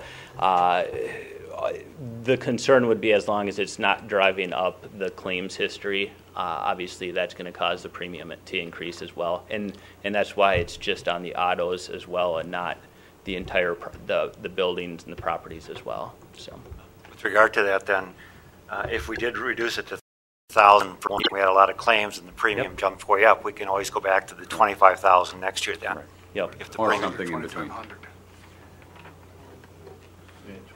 And then the other question is decreased liability. There's no problem just having liability exposure on some of these older vehicles. The city does have, and I'll just pick on Ray's truck. I mean, it's not worth anything.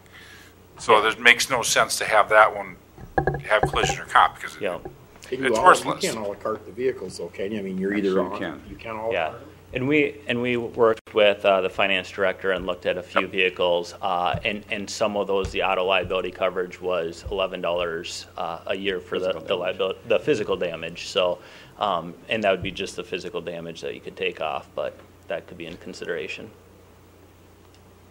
Thank you, Jeff. Any other questions? Just another consideration too. If you didn't want to go from 25,000 all the way down to 1,000. Consideration would be 5,000 or 10,000. Mm-hmm. And one better than 25,000. That is quite high in my opinion. And with that, and I agree with you, Sharon, but when I look at the difference in premium, one accident can be made up the difference. Right. It's just, we can take the old vehicles off, save some money. And looking at historical, the 1,000 for the premium difference would be much better off than the 5,000, just because average claims, like I said, 2017 was 6,534. 2016, the average auto claim was 2,624. 2015 was 2,782. So my concern is if you do a 5,000, these claims are still coming slightly under that. Well, I just had read an article with these new vehicles. You know, the police cars may have it with these sensors in the bumpers. A bumper claim is now running $6,000-7,000. Yep. I don't think the city quite has those, but Then we're if you getting end to up that with point. those Ford trucks, that fixing that aluminum's pretty high priced too. If you have aluminum trucks, it is, and I have several of those. One of the comments I'd make, the last comment here, is that if we should go to the $1,000 deductible, next year I'd like to have all the comparison between the 1 and the 5,000 and 25, just so we can see and not forget it and just keep going with the 1,000. Yeah. If the premium goes way up, we'd like Yep. to see the options then. Yep. Sounds good. Very good. Are there any other questions? If not, you have the recommendation, and the recommendation does include the deductible for the autos only at $1,000. I would make the recommendation for the autos at $1,000. Motion by Jim. Is there a second to that motion? Seconded by Steve. Discussion? If not, we'll move to a vote.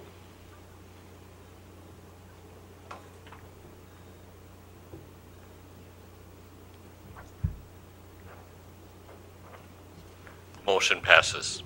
Thank you, Jeff. Thank you. Thanks. Thank you. This time we'll call for a 5-minute recess.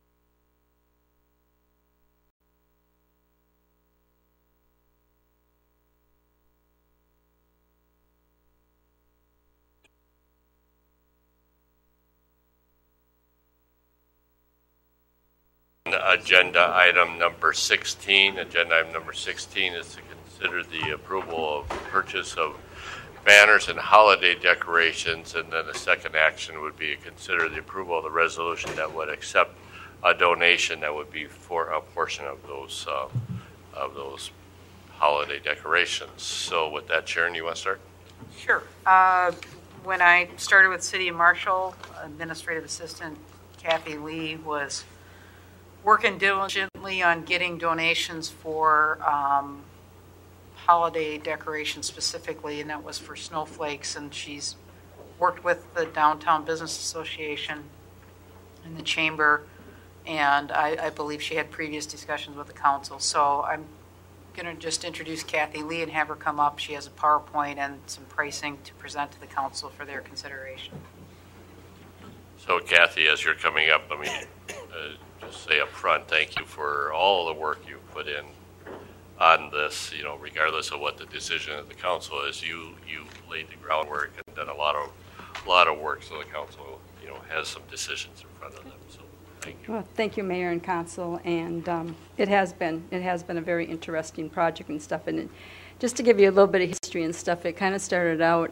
We had our first meeting on August 17th with some business owners and some staff, and the reason that we brought this up is we did get a couple complaints that actually went to the chamber, and so we decided to start looking at these. Now, these are just pictures that I took. You can see that some of our decorations are not lit. About 2 years ago, MMU they hired somebody that put all new bulbs in our decorations, and again, they still shorted out on us, and they failed to light. So that's when we really actually started looking at a snowflake, a LED lit snowflake. And you probably ask, why did you decide to pick a snowflake? Well, because they're timeless. They're very energy effective. If one bulb burns out, they don't all burn out. We know exactly which one it is. They have a 10-year warranty on them. So that's one of the reasons why we went with the snowflake. Now, when we started to look at, where do we want to place these decorations? Currently, our decorations are down Main Street and then East College Drive to Mrs. Whitney and West College Drive to Ampride. And we have some down 3rd Street. When we looked at this, we talked about going down East College Drive all the way to the Ramada. And the reason that we did that is that's a busy time. That's a busy street during the winter months. We have the Red Baron Arena out there. We have SMSU. We have the high school. We have a lot of activities going on during the winter months. So this is a good way to decorate Marshall and to bring it all the way out to that area. And this just kind of shows where the snowflakes are going to go and where the banners are going to go. The snowflakes and the banners are not going to be on the same pole. It's every other. It's snowflake, banner, snowflake, banner. We're not putting them on every pole. This just gives you kind of an example of what the snowflake looks like. We did have one out on display last year in front of City Hall during the winter months. We did get a lot of really good comments from everybody regarding the snowflake. We also looked at banners. Our banners are getting real beat up. We currently have 4 banners that we actually put up. They're the leaves, there's the holiday one, there's the kite, and I'm missing one. But these banners are starting to get very beat up. Plus, it takes a lot of time for the street department to put up 4 banners and take them down. We're proposing that we have 2 banners. If you look at the leaf one up that's right now, it doesn't say anything about welcome to the City of Marshall. It's just leaves. And so I think it's really important that you put in there welcome to the City of Marshall. Of course, they know they're in Marshall, but that welcome, I think, is extremely important in the banners. Another nice thing about doing the snowflakes and the snowflake banners is right now they're up at such a short time. With using the snowflake, we can put them up in November. We put them up right before Thanksgiving, and we can keep them up until March. Yeah, yeah. Yeah. So it's not short-lived, and we're just looking at 2. So when they come down, then the generic one will go up. Now to get into the pricing. So the one thing that I was surprised about is it costs a lot for the brackets. The brackets are actually, I've been working with MMU on the pricing on the brackets. Let's start out with the snowflakes. So we looked at the snowflakes. This is a pricing to go all the way down to the Ramada. They're $457.50 each. Now, we did look at these, and one of the people that were on the committee said, you know what, I want to look to see if I can find a better price. And so he goes, because I think I can. So he did, and he came back and he said, you are getting a fantastic price on this. He said, I checked with 3-4 of my vendors, and I could not find anything at this price. And I've been working pretty hard with this company. The holiday banners, when I looked at this, I also looked at, and you have it in your packets, Tempo Displays, and then I also looked at AP Design and Western Printing, because, again, I feel very strongly that we keep it locally. And then the generic banners is the one that you see with the flag, Welcome to the City of Marshall. The brackets are expensive, but these are the brackets that MMU is suggesting for their poles. One thing I want to say about the banners, too, you're going to notice that we've got small, medium, and large. The small is what's going to go in the parks, because we've got actually poles there that the banners can go up. The large, I had talked to Larry DeMont, and I'm like, okay, well, maybe we should just get all medium instead of getting the large, because they're $90.92 each. And we talked to Waseca and some other towns that have got the larger poles, and they said that they did that they put their regular, they just bought all the same size banner and put them up, and they got lost on the large poles. He said we ended up having to take them down and ordering the large ones anyway, so I would highly suggest not to get the small banners for our large poles. So then after thinking about this for a little bit, I thought, okay, well, maybe we can look at 3 different scenarios. Maybe we can look at the first that we purchased them in 2018, and we purchased all the way down to the Ramada, which is a cost of $69,722.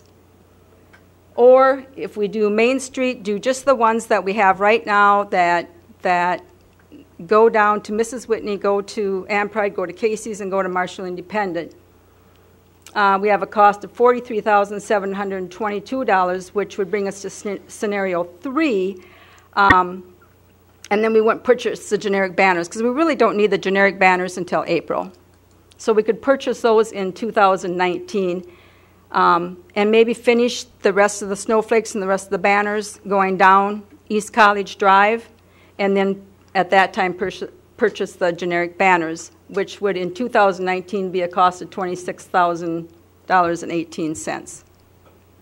So that's kind of it in a nutshell. Kathy, go back to that pricing on those scenarios, if you wouldn't mind. So Yes. the cost on scenario 3, Yes, are the prices guaranteed going if we take that option? yes, I did call them on that. Thank you. So just so I'm clear, if you are only doing a portion of the total streets that would have decorations on them, would the others still have the old decorations? No, Okay. no. Well, by doing scenario 2, it's still going to be the same decorations that we currently have right now. We don't go all the way down East College Drive with the lit. So this would stop at Whitney. This would stop at Whitney With the new stuff? with the new stuff. And I would not advise putting the old stuff up along with the snowflakes. I wouldn't personally. I think MMU would go along with that. They're tired of trying to put those back together and make something work. Yeah, they've spent a lot of time on them. On that point, Kathy, Yes. if I hear this right, the plan is just 2 cycles of banners. Or There could be, yep. So when we're taking down the snowflake items, we're putting up the flag items in one pass, right? By the work crews, and then Correct. same point in November. Correct. So they're only out there dealing with this twice. Twice. That's it. The only other comment I would have, do you have the demonstrations of the banners, Kathy, that slide the banners? Go back a couple of times.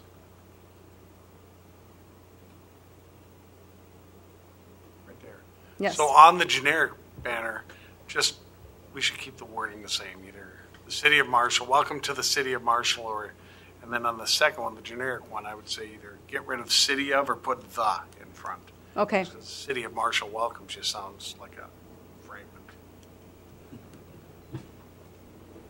Marshall welcomes you, or the City of Marshall welcomes you. Thank you for the English lesson. You're very welcome. Any other questions for Kathy? In my opinion, and I'm not one that like to spend money, but if we're going to do this, I say we just buy them. Just do it. I mean, 2018, 2019, it's still coming out of reserves. And I think we need to decorate the town like Kathy said, out by the Red Baron Arena. If we want to make that look nice, well, there's no decorations you have in downtown. What did you guys do, run out of money? Well, yeah. But you're really not getting out to the Red Baron. You're getting almost there. Almost, you get out to the Ramada with the whole. By the time we get to the end of the snowflakes, we can see the sign for the arena. Correct. And I would make a motion at this time that we just purchase all of them and then replace our holiday decorations. Motion by Jim. Is there a second to that motion? I'll second it. Seconded by Craig. Discussion? Doc, I have a feeling you want to say something. Before you go too far, you know me, Dr. Appleter. We're talking about downtown decorations. We got trees down there that's not the city's responsibilities to decorate. I've been away from downtown for 5.5 years now, so. But those lights are bought by the Downtown Business Association. They were put up, initially, they were assigned to each business saying, here's some lights, put them up on your trees. And about 1/3 of them got put up. The owners of many of the business buildings downtown took it upon themselves to keep Marshall looking better. Greg and Gregerson, with their crew, put up all the lights on all the trees so that they'd finally be universally done at the same time. And they would wait then until the trees would be budding in the spring, take them all down. They looked for bargains to buy more lights when it was time at the end of the season. And I know they amassed lights for the next, X number of years. But Greg and Gregerson don't own the businesses that they used to own. They're not involved in it. So when you talk about decorations in downtown Marshall, you're talking about putting stuff up on the poles, but what are you going to do with the downtown? Okay? Now, another thing, and I've never found this out, but we have a cabin up at Litchfield. They have swags with not artificial things, but real things for 6 blocks down 22 coming in, 6 blocks going east on 12 going out. Every year, we've had some back in the 1920s here.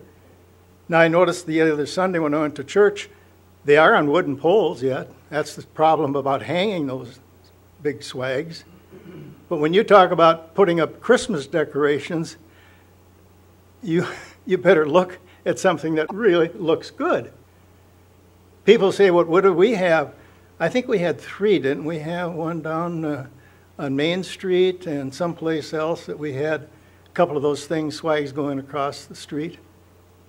Now, this is a problem that the city has to look at and saying, how do you want it to look? Putting on these poles is a beginning. It's not an end. And I have, all the years, we've had a cabin for 25 years up there now or more. I've always wondered, how are these paid for? I've never been able to find out from the business establishment. I really haven't researched it to see if the chamber does it or who does it. But every year that we've been up there, for all those blocks, they have really decorations. So I know you want me to sit down, but it's something to think of that what you're just trying to drop in the bucket for what you're trying to do. But we do need to improve what we have, but let's not stop there. Let's put something really where Marshall will shine again, as it should. I'm not Trump, of course. Other discussion on the motion? If not, we'll move to a vote.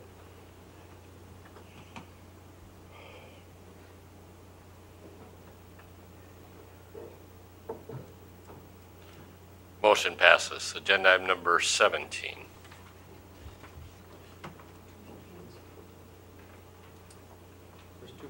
Oh, yes. Oh, yeah, second action, I'm sorry, is to the resolution that would accept the donation. I move that we approve the resolution accepting the donations. Motion by Craig, seconded by David. Discussion? Mr. Mayor, I think what Dr. Affolter said is appropriate, and you know, the city has a role in setting the standard and making the common ways pretty and beautifying it for the holidays. I think the private business owners, it's incumbent upon them to put their, you know, they should be encouraged to do so, and you know, but you can't force them to do it.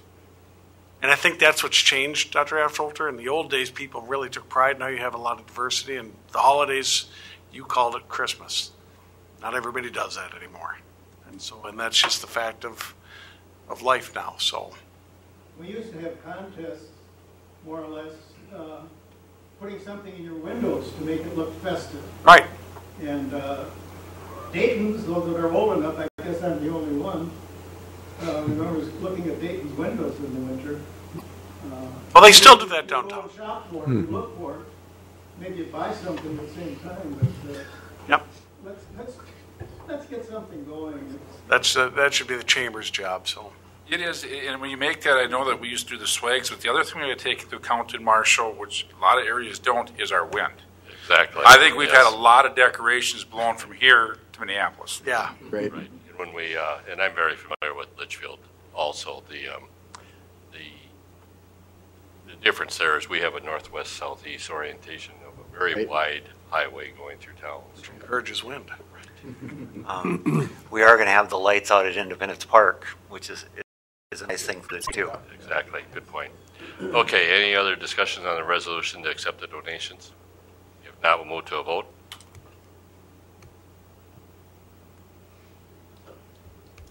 Motion passes. Agenda item number. Happy Lee for all your work on that. Thank you. Agenda item number 17. Consider the adoption of ordinance granting the Marshall Daily Grind an intoxicating malt liquor license, on sale license. Questions about this? Is there a motion? I'll move. Second. Motion by John, seconded by Craig. Discussion? If not, we'll move to a vote.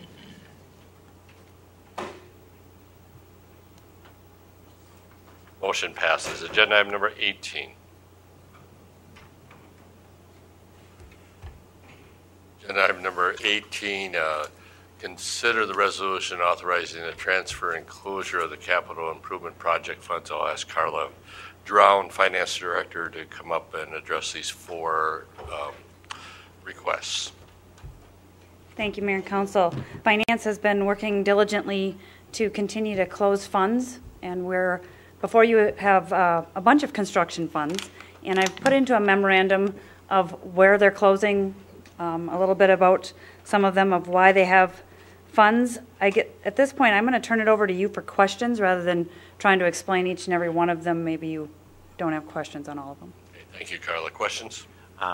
First of all, I'd like to thank you for doing this. It's something that needs to be done, and I'm glad that your staff is taking care of this, and I applaud you for that. I also want to thank you for the explanation. I appreciate explaining what's all going on. You just didn't say approve the motion. You're telling us why it needs to be done and what's being done and where the numbers came from. And I really appreciate that. I just have one quick question, and that is, you're taking the money and it's going into different debt service funds. What kind of criteria is being used to decide which fund gets the money? Are we looking at transferring it to funds where we're paying the highest interest rate, where we're going to call them back sooner? What kind of criteria do you use? No, we are using the construction fund. The bond proceeds for that bond were put into those construction funds. So statute says that those funds can be either utilized for like constructions and if we don't use it for that, it must go back into the debt service that those bond proceeds came from. So those bond proceeds came from those certain bonds, and those are the debt services they're going back into. So when you do this, every transfer debt service fund is a debt service fund specifically for that capital project fund? That is correct. So it's not going from one capital projects fund to pay off a bond in a different debt service fund? No, we do not get to pick and choose which one we want to pay off first, or we may want to, but we cannot. It must go to the related debt service and construction fund. Okay. Thank you. Yep. Other questions?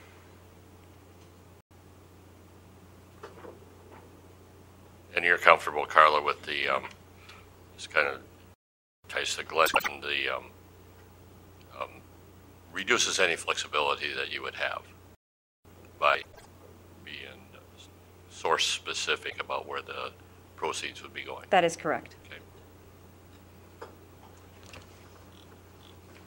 With that, is there any other questions? Otherwise, we do. Just going to say I'll move the first resolution transferring the funds for 360 and 362. Second. Motion by John, second by Craig. Discussion? If no discussion, we'll move to a vote.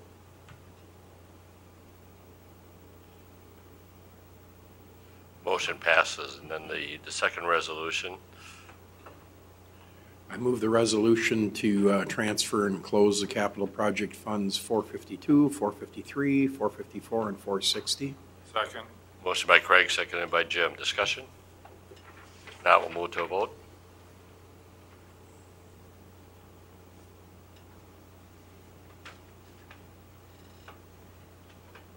Motion passes. And then the third recommendation. I'll move adoption of the resolution regarding funds 497, 499, and 457. Second. Motion by David, seconded by Craig. Discussion? All those, if not, we'll move to a vote. Motion passes. And then the fourth. Mayor, one moment. Okay, recorded my vote. Came Oh, yes. just as you were closing. Sorry for jumping the gun there. The fourth resolution. I would move. Second it. Motion by Glenn, seconded by Steve. Discussion? If not, we'll move to a vote.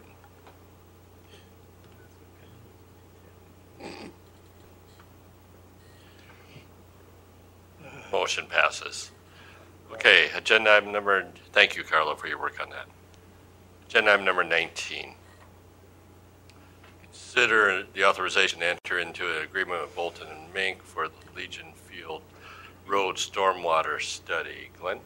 Thank you, Mayor and Council. As you're aware, we've had significant rainfalls over the last couple of years, significantly impacting certain areas of the city, specifically Legion Field Road area from the concrete plant easterly and along the railroad tracks down to the area adjacent to Turkey Valley Farms.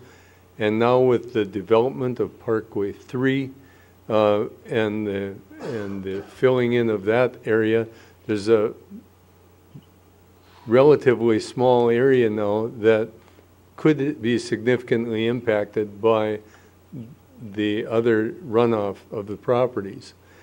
As well as there is no specific stormwater system between the railroad tracks, Burlington Northern Railroad tracks, and the diversion channel. There is a pond in Parkway 1 that is just a equalizer pond that has no pipes really going to it. The channel backs up, the storm sewer system backs up, it backs up into that pond and then flows out. So there is a need before we would do any further development of the Parkway 3 area for a systematic and approach to stormwater all the way from the concrete plant to Channel Parkway. if you have any questions, this expenditure is about not to exceed $30,000. I think it's a good investment at this time, and the funds would come from the Surface Water Management Fund. Glenn, I did have a question. The only option is rerouting the runoff directly to the river. Are they considering, or is it not feasible to send it the other direction to the diversion channel? There's two areas that it could be sent to. The area coming from the west, that's split now. Some of that water goes north to the diversion channel. Some of it goes south to the river. And depending upon the equalization of what could accept more, a larger pipe could be installed from just east of Legion Field Road directly to the river. But that then would probably intercept some of the water now going north along the east side of Legion Field Road and then into that system. So it's not an easy study. This is one that not only takes into account the drainage areas, but the disposition of the drainage, because ultimately it does go to the same place, the Redwood River. So this would have a new crossing underneath the railroad? It could. Have to. It could. Or you could intercept it. See, right now, it crosses the railroad tracks, some of the drainage, crosses the railroad tracks on the northwest side of the concrete plant, follows the north side, I'll call it, of the railroad tracks across Legion Field Road and then north, where the other portion of that runoff comes to the houses adjacent to Legion Field Road. We've had several flooding letters from that neighborhood, as well as that's where our one transformer went out in the July 3rd storm because of high water. And that then crosses over and goes to the Redwood River, south of the railroad tracks. Then all the area south of the railroad tracks, east of Legion Field Road, goes down to I won't call it abandoned, a pipe through the railroad tracks, a large pipe that's 80% filled with sediment that the railroad doesn't want cleaned out because of its structural capabilities may collapse if they cleaned it out. So they're looking to us to put something different in there without taking that pipe out of there that's filled with sediment. Is that our pipe or theirs? Theirs. So they're turfing their job to us. Yes. Okay. Now, we can try to get reimbursement for some of this. What we really do need is a permit from them to install any new one. And so that's what's going to be one of the issues. The other is once you transfer that water over to the northwest side of the BN, there's just a tile line that drains all that area next to Hiskins, and what the property that Ralco still uses from us, and the area south there that Ziegenhagen used to own and now sold. So that area there is the stormwater is taken by tile, which doesn't really take anything. Okay. So anyway, that's the purpose of the study, is to identify what we should be doing in that area. I would not recommend any further sales other than the current ones we have in the bid of Parkway 3 before this is done. And we have a couple in the bin there. We've already sold the one, we got another one. I don't think that will affect this study at all. And the one final question, the penciled in timeline change from end of October to end of December. Right. That's based on the consultant's schedule? Yes. And the sooner the better, because anything we'd want to do, we want to get early on the construction schedule for the next year. Any other questions for Glenn? The only other question I have, Glenn, is do we bid out for this service, or? We're only going with Bolton and Mink. We're only going to go with them. It's a professional services agreement that we can do that. They have the most background and expertise in Marshall's storm sewer system, including the core project. So it's one of those things where they understand Marshall in its runoff issues. So I think it's a reasonable proposal for price-wise. Glenn, they're going to basically tell us what needs to be done or should be done. Do they provide any kind of cost estimates as to what it would cost to do this? Yes. Now, some things might not be feasible. Once you go into the study, there may be some areas. We've got some good suggestions of how it might happen, but we don't know if technically it can be done that way. So that's really what the study is how do you separate out these two drainage areas that ultimately end up in the same watershed. Other questions? If not, you have the request. What are the wishes of the council? I move the recommendation. Second. Motion by Craig, seconded by David. Discussion? And this will be funded from the Surface Water Management Fund? 100%. Other discussion? If not, we'll move to a vote.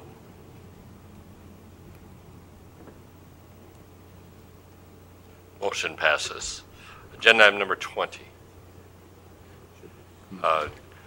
Agenda item number 20 is Commission Board Liaison Reports. Regional Development did have their meeting. We last met, but given the length of this meeting, I'm going to do a report at this time. Craig?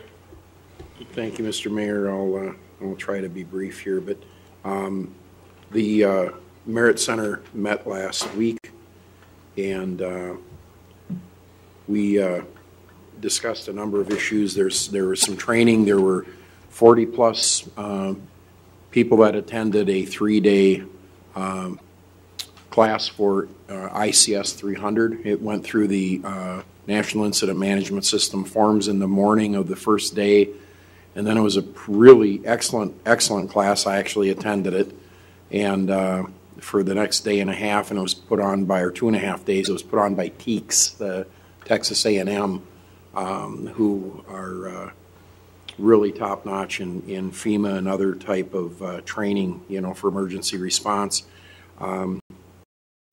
Jack's putting a class together for fire officers. It's called the First 5 Minutes. It's a leadership class that she's working on. The board is actually looking at nominations for officers for chairman and co-chair. So we're bringing some candidates forward for our November meeting to put on the ballot for to be chair and vice chair.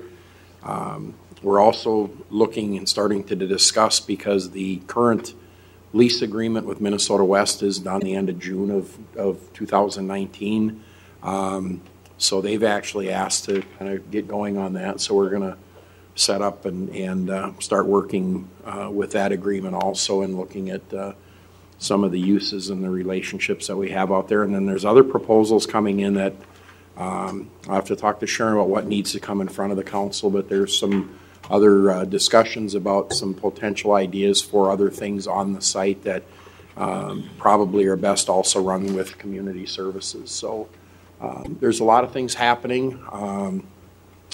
The classroom use has been over 80% on available days, so it's getting a lot of activity, and I'll stop there just out of respect for everybody's time. Okay, thank you, Craig. Steve? EDA did meet, and it was a fairly busy agenda.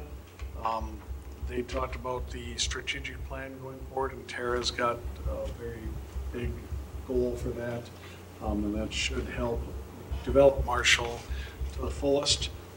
We talked about Parkway 2 and listing it. There was 3 bids on it. Correct me if I'm wrong, Sharon, but there was 3 bids, and we decided to go with one. Do I know is that true? On the realtor? Yeah. Yes. Then is Edina Realty, Bill and Molly Archbold. And then there was a offer by a company to buy 11 lots, and there was a lot of discussion on that. There was a counter offer made. Then that's where that's going to be. They talked about the liquor store outlot and selling that and trying to negotiate what we're going to ask for that. That's about it. Okay, thank you, Steve. Glenn? I have no report. John? The MMU did meet and kind of in connection with Glenn's comment on the transformer, the switch box that got underwater. They've moved ahead on a purchase that was scheduled for 2019 to at least place the order for 2 seal switch boxes so they can take and put those in place. The one in particular would have had to rise up about 5 feet in order to clear the water, and that was not feasible without running all new underground and everything else. So they ended up doing a purchase of 2 seal boxes, a total of $65,000 to do that. Unfortunately, there's a 6-month lead time on these, and they're hoping, that's why they moved it up from 2019 purchase to getting that approved at the last meeting, hoping that all the things going on out east not going to raise that lead time any more than the 6 months it already is. A couple of other things, the automatic metering deployment, there's at least 120 installs now. They're working their way up to about 40 installs per day. And as of the 1st of September, some of the billing that is going out is some of the first billing incorporating the AMI readings. So that's not only getting put in, it's operational. There is a MMU City Partnership meeting scheduled for October 16th at noon. And then a couple of other items. There's nothing new on our grant, PFA grant application. That's still being held up by Minnesota Management and Budget. And MMU did pass after doing a study and the wage schedule did pass a wage schedule change. So they've got a new wage schedule put into effect. So. Thank you, John. David? The Convention and Visitors Bureau met on September 12th, and we met with and started to work with the new executive director of the CVB, Lauren Deitz. So we look forward to a productive association there. And Jim? Marshall Area Transit met. They are they're looking at redesigning their bus routes out with new Aldi and Walmart and stuff. They have not done that in 10 years. It's a good problem to have that they have to expand, and they got to do that. The Adult Community Center has not met. Thank you. We'll move then to agenda item number 21, council member individual items. Jim, let's start with you. I'm going to be like Craig and keep it brief, so I've done about 8:30. So no, I have nothing. You'll have to pick it up then. David? One bragging point from Ward 2, the grand opening tonight of the Prairie Home Hospice facility on Clifton Circle, which drew an amazing number of people. I think there are more cars parked on the adjoining streets than any time in the neighborhood's history. So it indicates the interest and the need for that service, and will be a welcome addition. And John? None. Greg? Interest of time, I'll hold. Steve? I have nothing. And Glenn? I have nothing. Okay, then we'll move to agenda item number 22. Agenda item number 22, staff reports. Sharon? Mr. Mayor and Council, I'll be very brief. Did not report on our trip to Salina, Kansas, which happened in early September. We did travel with SMSU Athletic Director Chris Hemleski and the new CVB coordinator, Lauren Deitz. Very impressed with her. The mayor and I traded driving responsibilities, but I think it opened really good dialogue with them on their event center and planning, and then also with Schwann's. I think it was a good connection point with their personnel as well. Can I add one thing to that? I think we learned some things. I think they learned some things too, and I think one of their one or so of their representatives are planning a future trip to Marshall to see how Marshall manages some of the venues and events. Yes, they do want to come to Marshall, so we'll put some plans in place and work with CBB on that as well. Just want to quickly follow up on what Councilor DeCramer stated on the PFA grant for our water treatment. One of the holdups is that the legislature in Dayton signed into law that the PFA grants would be utilizing the Environmental Trust Fund. So their bond council is determining whether or not or how to proceed with using that particular trust fund. So that's the holdup on that. And we have been working with the interested party on the hotel next to City Hall. We think that we maybe are getting closer towards a purchase agreement. And this to me means that we can put a little more oomph and urgency to City Hall than we had in the prior discussions because we had some uncertainty. So I think we can move a lot faster now knowing that. And then finally, this last week I was able to go on a tour of our public housing. The public housing director, Mark Farrell, conducted that tour, and I thought it was really good to see what facilities he had, and he did a great job, and some of their board members were present as well. So that is my report, Mr. Mayor. Okay, thank you, Sharon. Glenn? Thank you, Mayor and Council. The only thing I'd like to say is that construction has been delayed by approximately 3 weeks. The contractors on all of our jobs are working as hard as they can to get anything that they can get done during these conditions. But just so you're aware, we still intend to complete the projects yet this year, but they're delayed. That's all I have. And do you want to make a comment on the river level? Well, the river level's been up and down and up again, but it was a little surprising to me that it didn't go up a little bit higher. It's been at essentially a relatively high level for this time of year for at least the last week. It hasn't really dropped down, but it is going down slightly, slowly. So without any additional rainfall in from here to Russell, we maybe will get by just fine. We will have to do an awful lot of maintenance work in the area of the river and channel from the Wayside Rest to Green Valley, but we won't be doing that until we get wintertime low-level flows. We are meeting with the Corps tomorrow concerning just some required maintenance activities. One of the most significant discussions is centering around, do some of you remember when we cleaned the sediment out of the area before the overflow out by the wayside, by the separation? That's a real major event. If you remember what they had to do to doze all that. That's why the city still owns that open area to the northwest. That's where that material was placed. Do you remember what year that was? It was before me. So in the late 90s? No, it would have been, that would have been done in, I want to say 1990.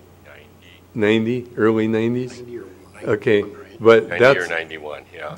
That's one of the items that we're going to have to address again, and we're not really looking forward to that. We're trying to establish what the original grade lines and design was and what decrease in capability that we have there. The reason is we have such a grade fall from, I'll say even Lind to Marshall, that, and it's all sandy material, and it comes and dumps right there. So we're going to have a big project with that coming up. So that's anything else on the elevation? The other point is that it works. The last week would have, but for that fully controlled project that was completed in the late 1990s, we would have had once again a major issue in the community. Most people didn't even recognize that we had high water levels because it didn't go over the bounds of the river banks. So it's a good project. I think we've addressed everything that's been on the plate for this week. So. We'll move then to agenda item number 25. Agenda item number 25 is the information items, including the building permits.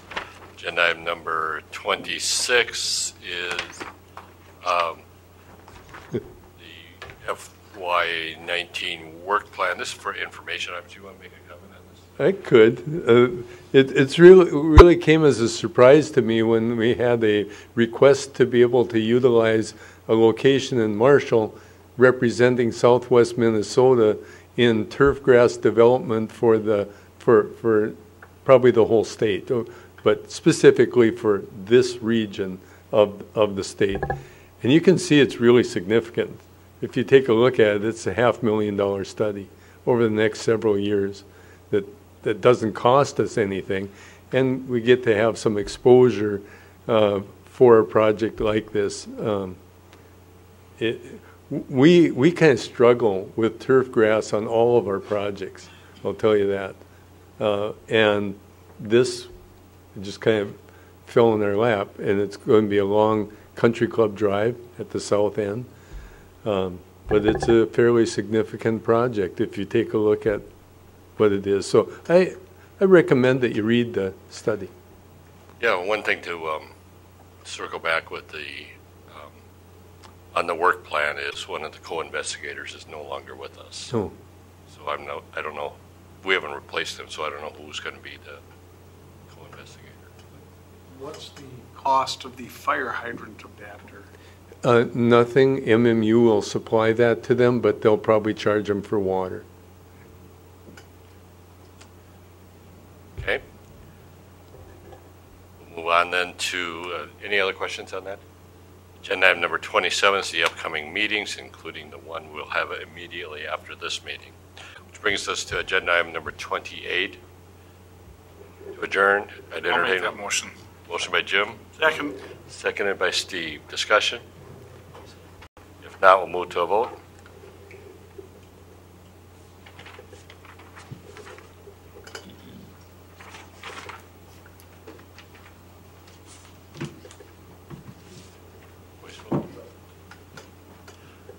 The motion does pass.